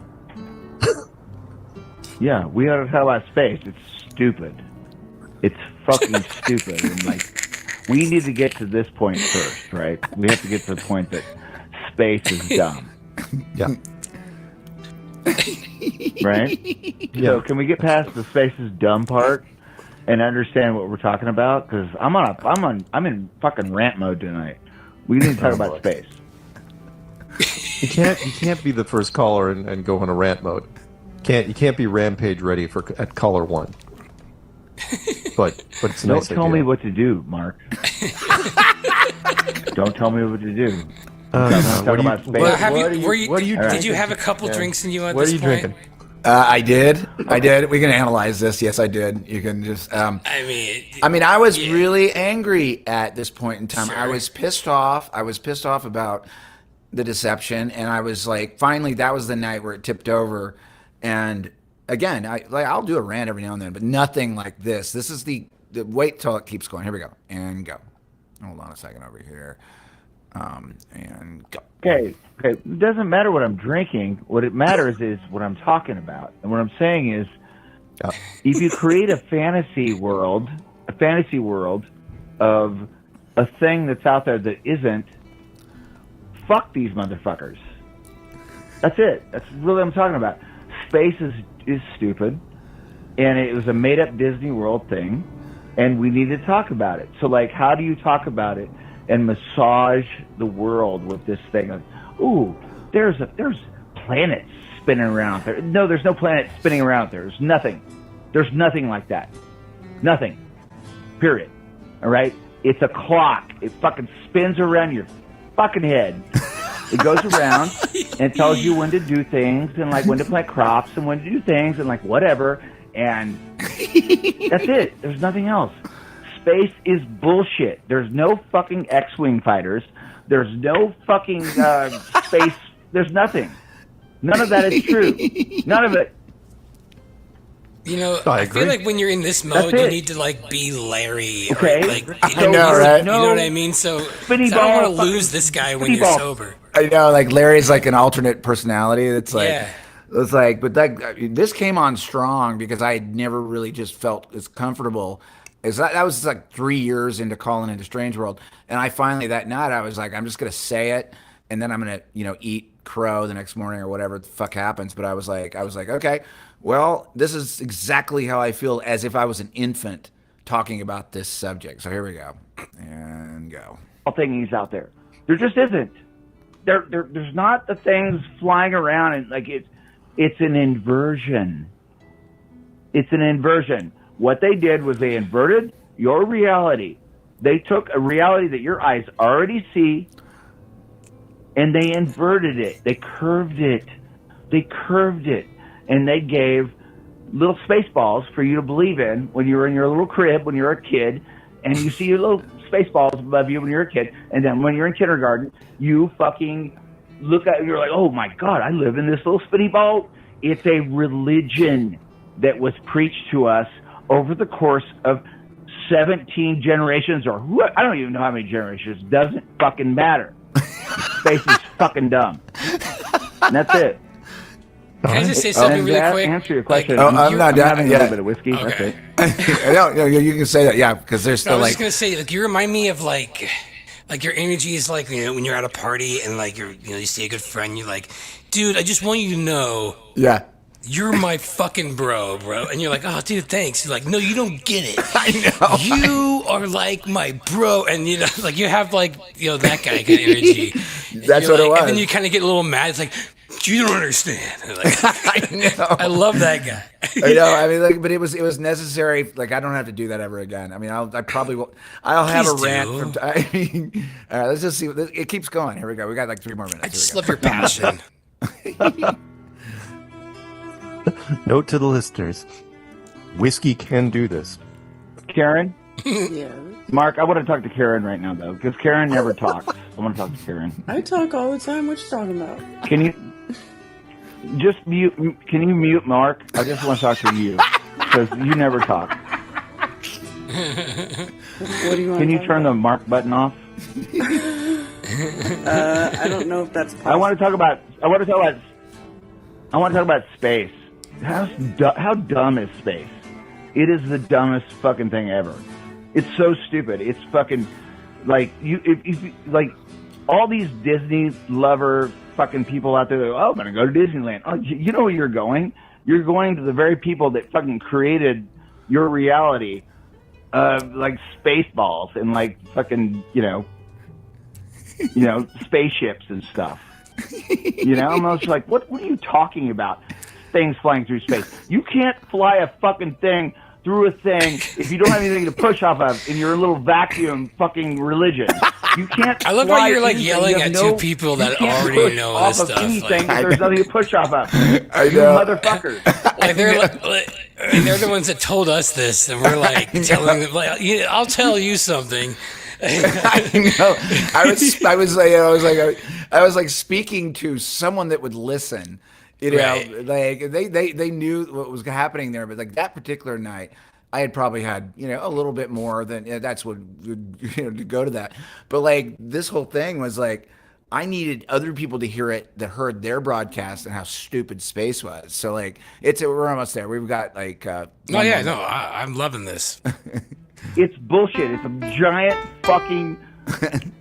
Sorry, I'm using a lot of F words. Sorry. Are you okay? You can't push off of a vacuum. You can't shove off of a vacuum. There's nothing to shove off of. You can't shoot through space. If you still believe in space, you need to get over it. You just have to get over it. Space is dumb. It's stupid. It's retarded. It's dumb. It's dumb. And I'm sorry. I'm not sorry. I'm actually not sorry. I'm actually I'm sorry that I'm not sorry that I'm sorry that I'm not sorry, because if you believe you can fly through some fucking bullshit medium that has nothing to push off of, there's no space out there. Yeah. There's nothing like that. Nothing. That's it. I love it so much. All right. Sweet, inebriated, kind of Okay. like All this right. mindset Love you guys. lyric. Bye.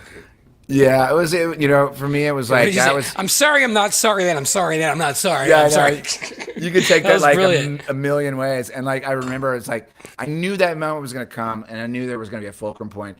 And once I got that one out of the way, now it's like it's you know it's easy sailing as far as you know where I'm at on it. Like there'll be some things that'll kind of tick me off from time to time, but like you know, there's enough people out there screaming that like you know I don't have to rant that hard anymore. That was a rant of all rants. And like when I was done with that, I went right to bed.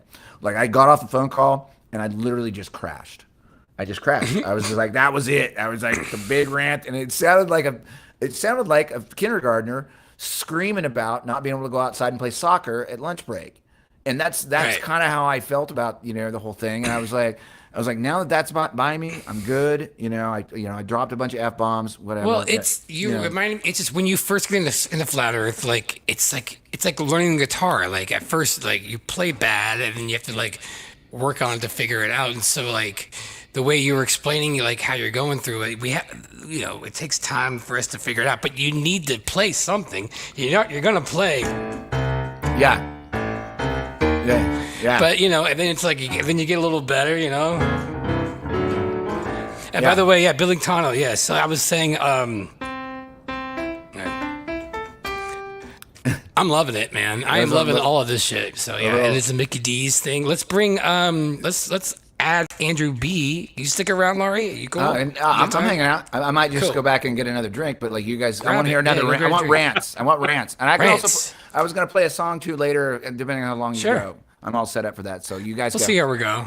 Yeah. Okay, my rant again is going to be a little different, and that is I still think that Mike Tyson is going to get his ass whooped tonight. Oh. What is Vegas odds? Oh yeah, he's a professional boxer, and yeah, he has a video game named after him for a very specific reason.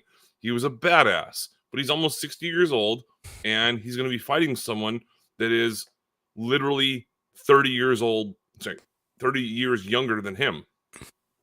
Is it Jake Paul? Yeah. Or I don't fucking care what his name is. I know, but old man strength sometimes. I don't know. It really. Yeah, but there's also speed and dexterity and that kind of thing. I actually think it's pretty cool they're doing this, like, 'cause it's just for like pure like just curiosity. Where can we watch it though? I have no idea. Is it on Netflix? I don't know. I mean, Amazon, you know or- what? Let's see. I mean, I have Mike Tyson's Punch Out. We can watch that and watch me play that. I mean, if you guys want, I don't know. Like, let's do a Google search. How do we do 24 this? Is it like a pay-per-view thing? I have no idea. Tyson fights. Let's see here. When is it? It was an hour ago. Did it already happen? I'm looking it up on how to couldn't do have it. happened already, could it? Because Tyson lives in Vegas, I know that, and I'm pretty sure he's a flat earther. So, are you kidding me? He is? I think so. Oh, it's on Netflix apparently. Oh wow. Okay. So we just need a Netflix account.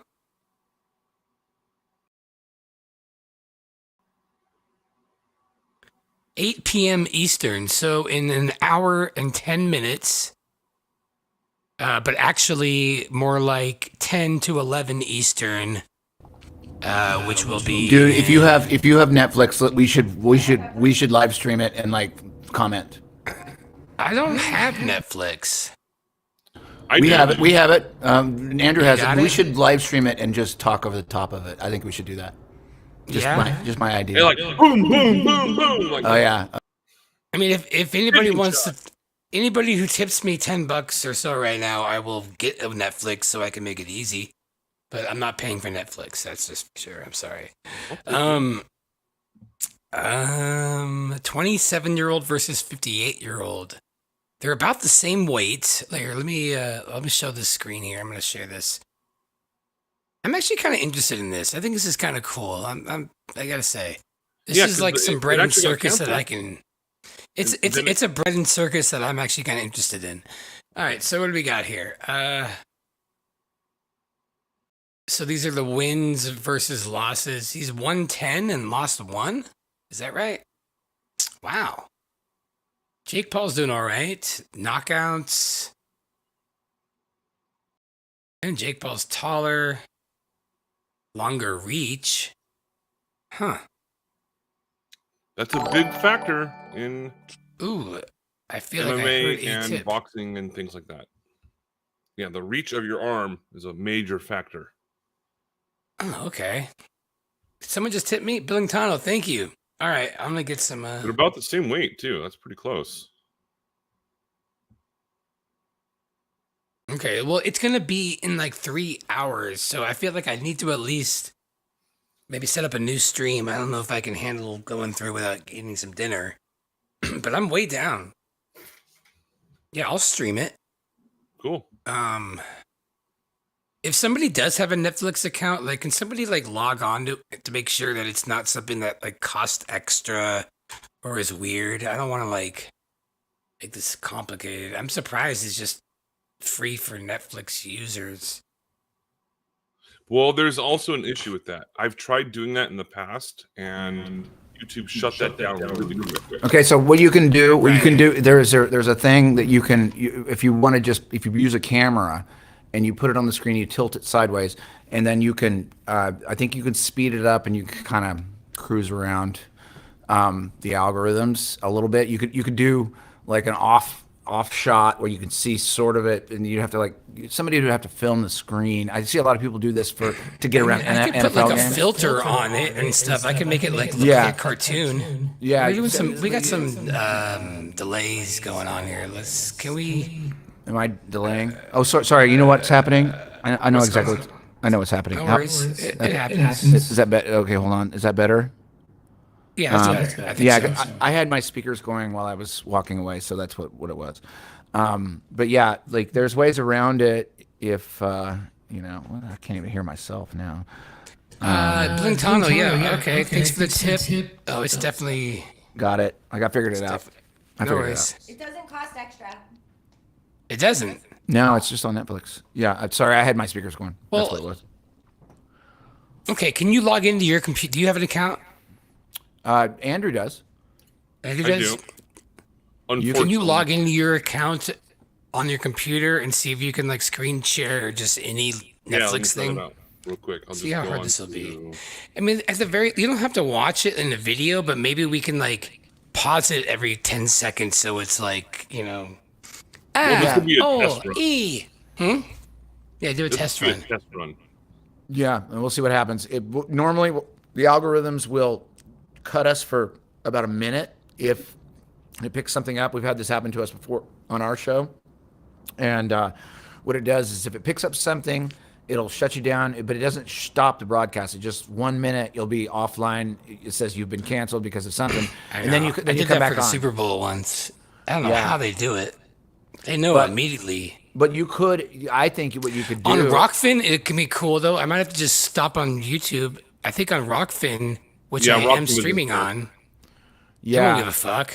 You could also streaming over there. You could also have on Andrew's side, he could put like an image behind him that's not full screen where whatever their computer algorithms pick up, that you can still see what's going on, but it's in his background. There's a lot of different ways to do it. They do it a lot of ways, especially in NFL when they're cheating NFL games.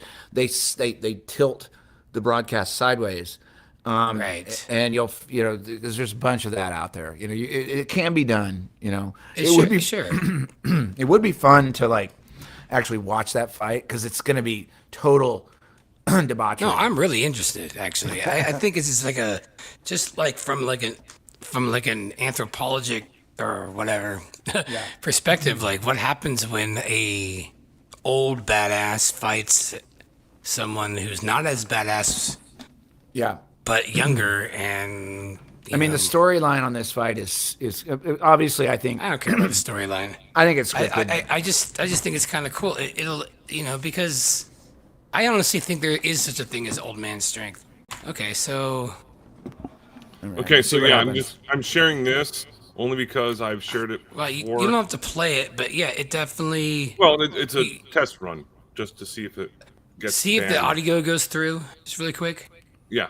Okay, so this is Trailer Park Boys, and oh, I love the Trailer Park Boys. That's the audio.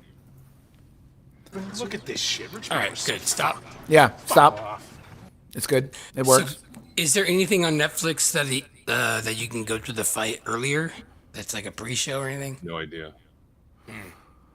Well, it would be, If it's on Netflix, there's probably the promo is going right now. I'm sure they've got like pregame for pregames. Oh wait, shit! Right. I think I actually got it right here.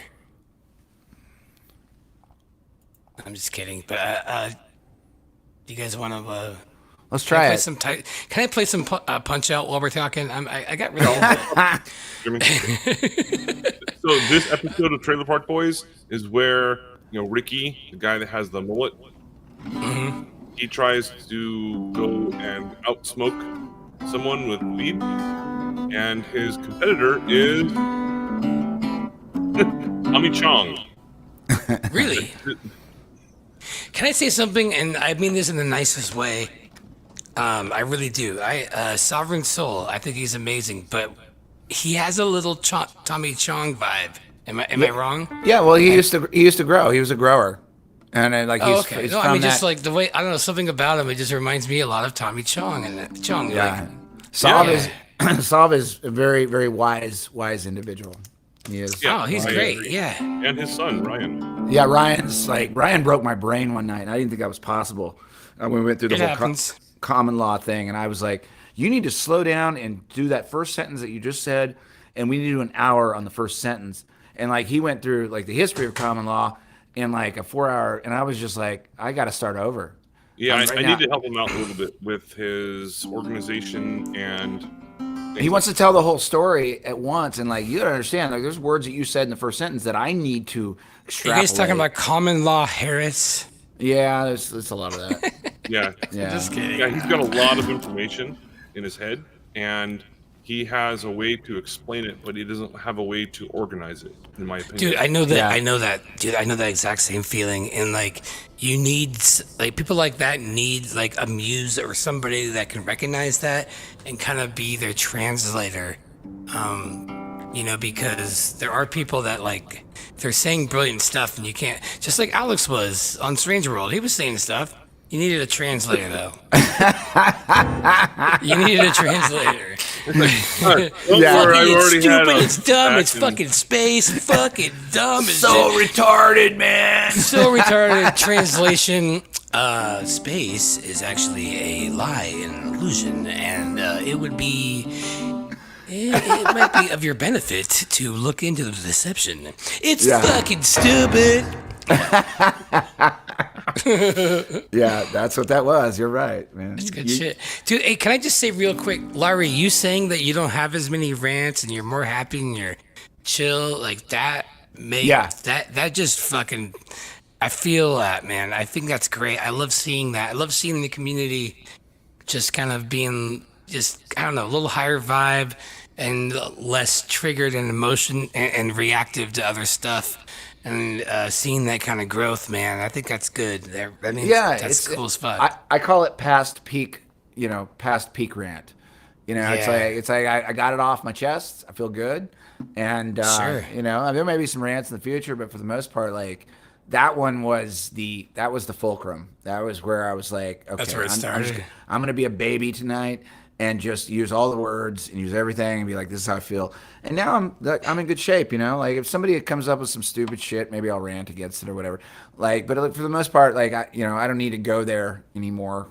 Your intentions are different. Yeah. You know what I mean? I feel like you don't have any like need to like be understood as much because you feel understood within yourself a little bit more. And like I see a lot of other people. So if you're going to be doing the live stream, for the Tyson fight, which I really want to watch. I'm sure a lot of people are going to be doing the same exact thing. I'm not sure if it's going to be available on YouTube. I'm assuming that a lot of people probably will be doing that, but if it's going to be on Netflix has some sort of a coding algorithm associated with YouTube as well, so that if you start live streaming something in the wrong way, they will just shut the channel down. They'll delete it.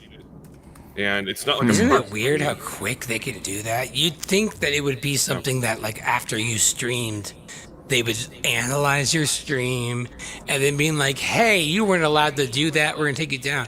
But with like things like that, they're like, nope. Like the agents from the Matrix come in immediately. Oh yeah, Agent Smith is definitely there. Yeah. When you talk, you are echoing Andrew. I don't know why. I'm gonna try. What about now? Can you say something? Check 1, check 2, check 3. Check 1, check 2, check 3. You're not using headphones. That's why. Let me check my microphone. Are you? Oh, you know what? Hold on. No, my monitor. If you're using headphones, then you should be fine. If you're using speakers, you're going to hear some echoes. I've got the noise cancellation active. You have echo cancellation on? Yeah. Do you guys want to hear a song while we figure out how to stream? What song is this? Is it new? No, it's a cover. It's a cover, but I like playing it. You know, when we talk about cosmology, which we talk about a lot. Of course. And I think it's timely.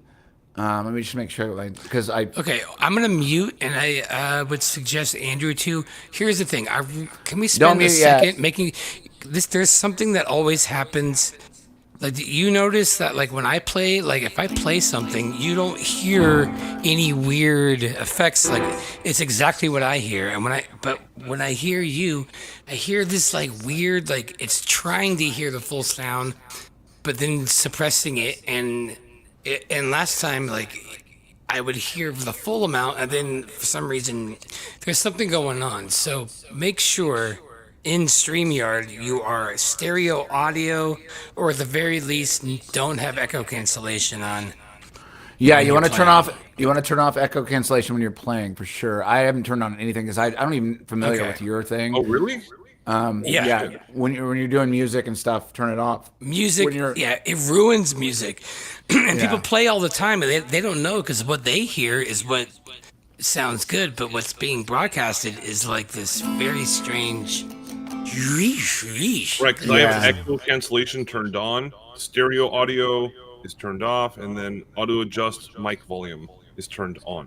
So how are you coming in through StreamYard when we're on a different platform back here, me and Crumb? Because I'm on Crumb's platform, which is Streamlab. No, we're all on Streamlab. Copy. Okay. It's basically the same thing.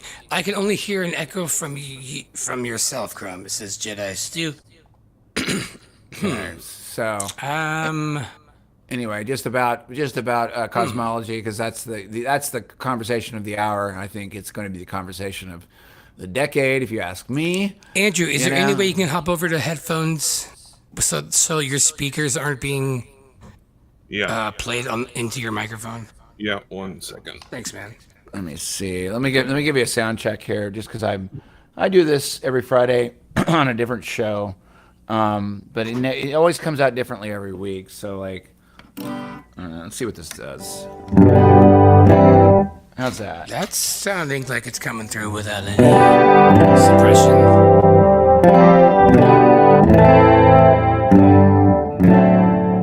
It's picking up a little bit in the mic here, but I've also got a mic on the amp.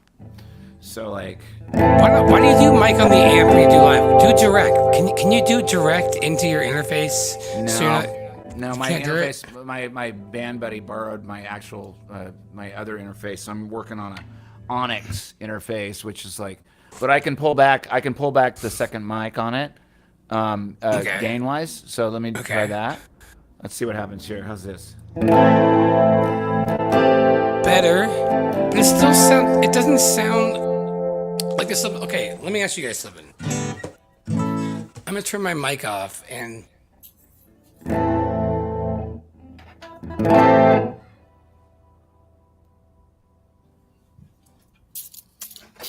Yeah. So that's a direct. I can barely hear the direct. Barely. Yeah. Like I heard an echo of it in my right ear. There's hardly anything there. Just so you know.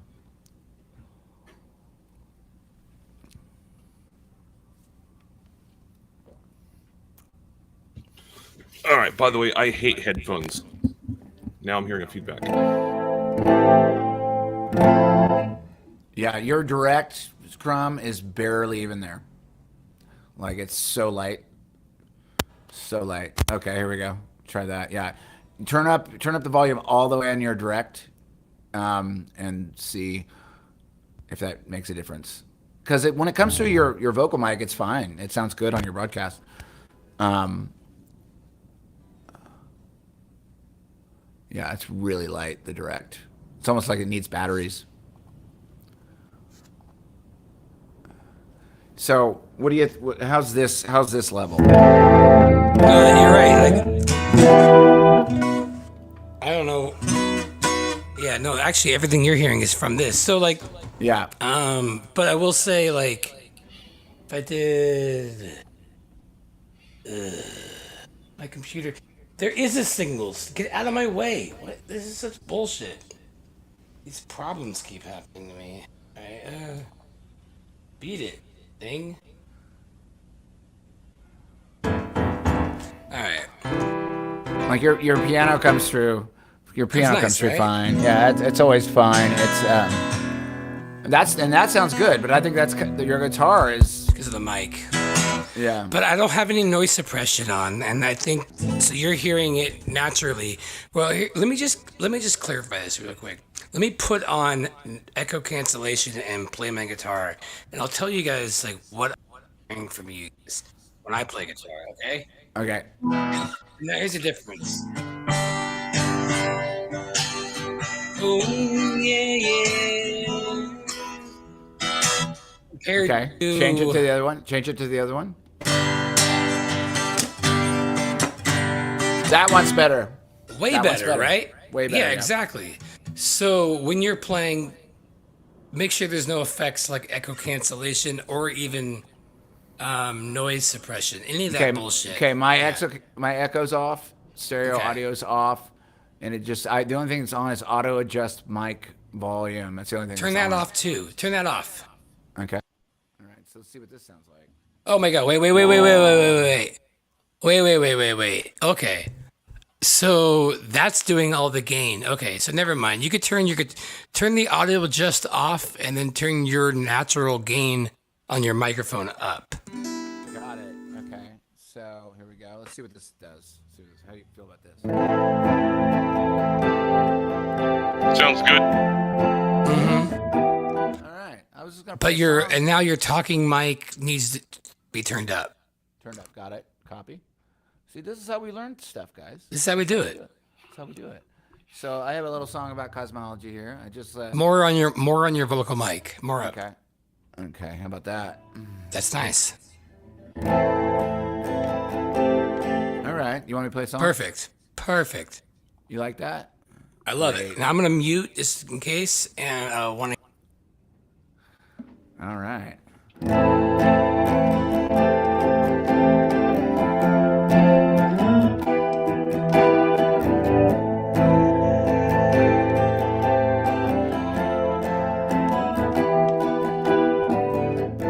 Sometimes when this place gets kind of empty, the sound of the breath fades with the light. I think about the loveless fascination under the Milky Way tonight.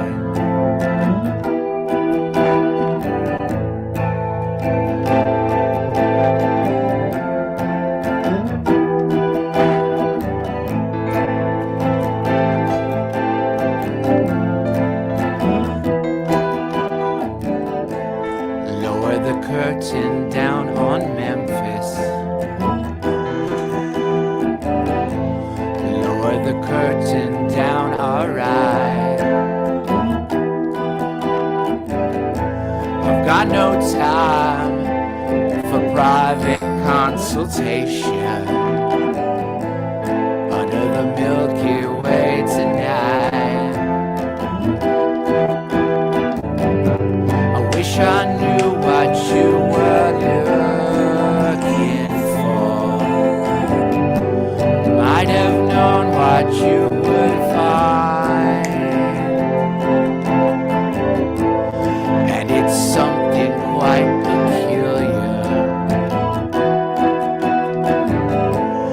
And it's shimmering and white. It leads you here despite your destination under the Milky Way tonight. Wish I knew what you were looking for. Might have known what you would find. Wish I knew what you were looking for.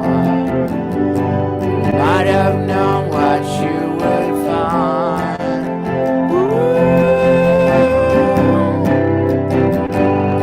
Is this where the bagpipe solo is? Yeah, bagpipe solo. I fucking love that.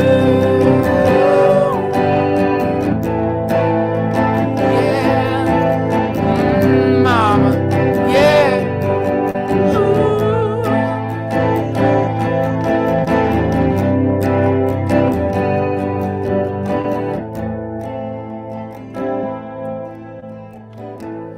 And it's something quite peculiar.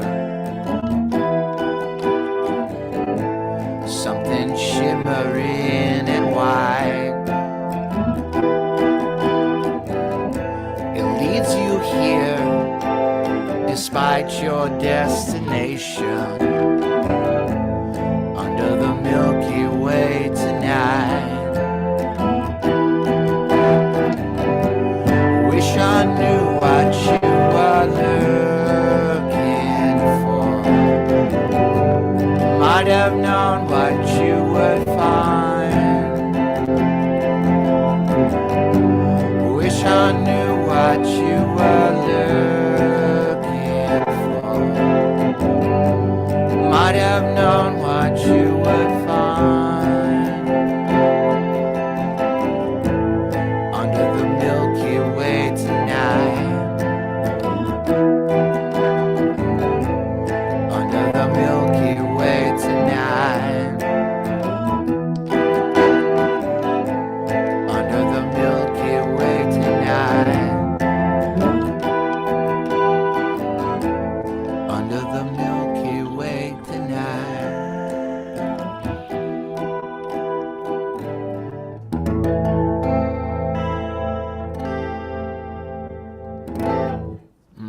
Yeah, man. You feel that? You feel that? Good stuff. You feel that So, song? trivia. Who did that song? Don't say it, Laurie. Don't I say won't. it. I Don't won't. say it. How about you, Nobody in the Alex? chat? I mean, Nobody- Andrew or the chat. Well, I guess, yeah, never mind, Andrew.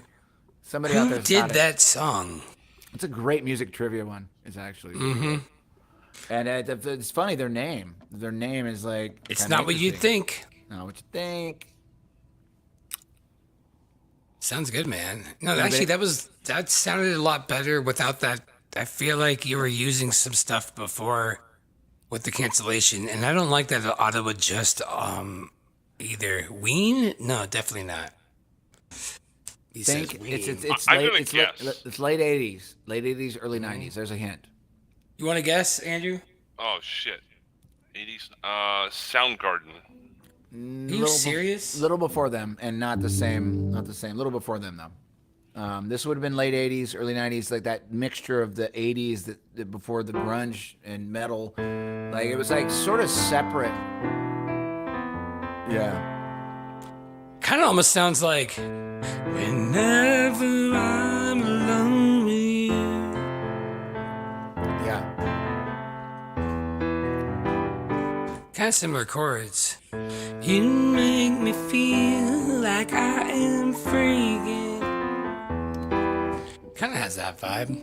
Yeah, and then it's like, I mean, most pop songs are kind of in the same format. They're just kind of swerved with different lyrics and little twists to make it sound different. But like a lot of these songs are kind of in the same modality, of like chord changes and whatnot. And what makes it unique, what makes pop songs unique is that, you add your own little story, your lyrical story, and you've got a slight twist on the melody.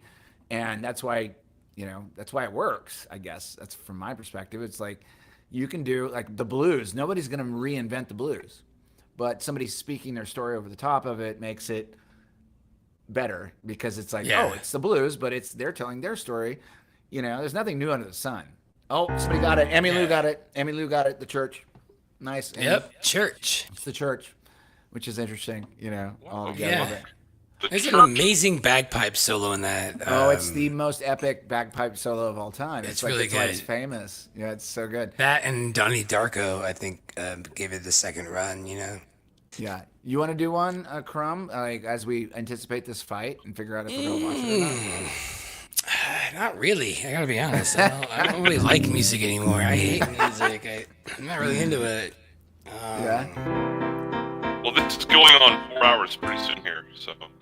I like it. I like the way you sound right now. You're kind of got like a breaker 19 thing going on. I don't know what you changed, Alex. Oh, well, actually, why am I doing this? We should probably get back to that. Okay. What are we doing? What's happening? I don't know. You know what? If we're really going to be watching this stuff a little bit later, I need to take a break if we're really going to watch this in stream, to be honest. Is that the plan? Are we gonna figure out how to do it? I think it'd be fun. It's happening in 43 minutes, looks like. Well, that's when the whole thing, that's when it starts, but realistically, when they fight, will be in about 3 hours, I think. Oh, you think it'll be that long? That's You want to start a new stream later, or do you just want this to go on? I just know if I keep streaming, I'm going to feel like I really haven't eaten much today, and I gotta take a little break. Okay, let's take a break, and if you do come back up, everybody out there, this would be really fun. To see if we can do it. I have a feeling that their algorithms are gonna smash the stream, if we try to, but it'd be fun to There's watch. probably going to be a whole bunch of people actually streaming it on YouTube. So. Yeah, and if we can get a picture of a picture. All we need to be able to see is the nonsense that's going on. It doesn't have to be high def. It just needs to be somehow getting captured so that we can sit there. It can look like 1980s TV to us. It doesn't have to be high def. And as long as there's some way to get it so the algorithms will pick up on it, and then we can talk about it and have jokes and whatnot. Yeah, maybe we could just hear it while I'm playing actual Mike Tyson's Punch Out, but with the commentary on top of it. That is an idea right there, dude. You know what I mean? Because the audio, I think, is okay to listen to, so maybe we can just let the audio go through. Overlay? Yeah, we'll just let the audio through, and I'll just somehow cover it up and just, something like that. All right. So let's, you want to plan on meeting up in an hour? I'm going to head out. Yeah. Well, in 2 hours, 2-ish hours, I think. You should make a 3 tile. hours, You should make a tile that says an attempt at watching the Tyson fight or something of that, ilk of so that if we don't get it and if it gets smashed, then it just. I'm gonna make one that's Jake Paul versus Neil deGrasse Tyson is the thumbnail. Let's see if I can get a bunch of confused people coming here. Yeah. Clickbait it. And I forget who it was that was in the chat, still probably in the chat, saying Neil deGrasse Tyson versus Mike Tyson, sponsored by Tyson Chicken. Yeah.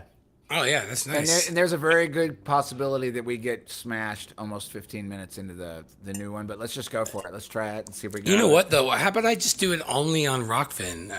Maybe that way I don't have to deal with this bullshit.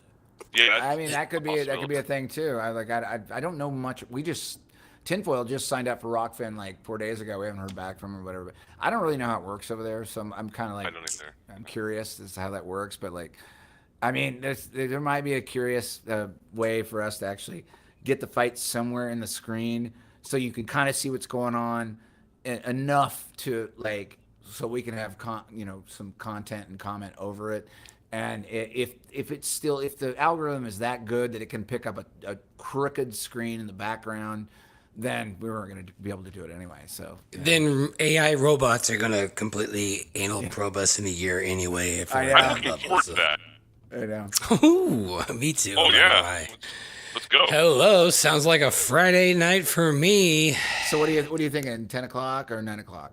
Yeah, what's 7:20 Eastern now? I'm thinking, like 9:45 would be ideal.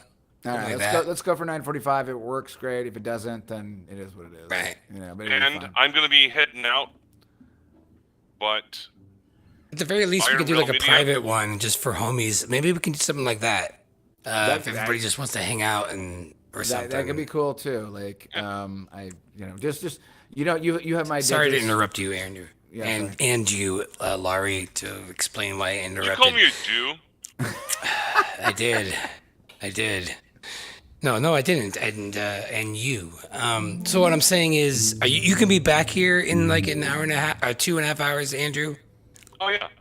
Yeah, okay, and let's do that. I'm going to be on a musical broadcast as well. I'll just be bouncing back and forth. So like, just cool. give me a time. We're in studio, so like, just let me know. But yeah, Iron Media is live right now with, Josh, Zach, Cammy, and Walt. So I'm going to be just listening in the background as I'm washing dishes. Nice. All right, that sounds good. We'll see you guys in a little bit. Right, everybody, I'm going to end this stream. 9:45. At 9:45, I'll send out a link on my YouTube and Telegram. We'll figure it out here. All right, guys. Good shit. Right, Thanks cheers. for joining. Love you guys. Bye. Are you experiencing signs of discomfort or irritability while watching NASA and space news? Have you noticed your sense of reality becoming more and more blatantly and obviously shattered? Do you find your cognitive dissonance increasing more and more as you live life post-pandemic? Are you struggling to maintain relationships with friends, colleagues, and loved ones? Well, now there's Flatterall. Flatterall has been tested and proven to help aid in the awakening of the collective consciousness. Flatterall can help you decipher the truth from the lies that we were all taught. Flatterall can help cure symptoms of chronic appealing to authority, systemic brainwashing, excessive need for conformity, NASA fanboy syndrome, delusional belief of the moon landing, and diarrhea. Talk to your doctor today and see if waking the up is right for you. Side effects may include losing your family, losing your job, losing your mind, questioning your sanity, questioning your gullibility, questioning literally everything in your life, and diarrhea. Follow Crumb.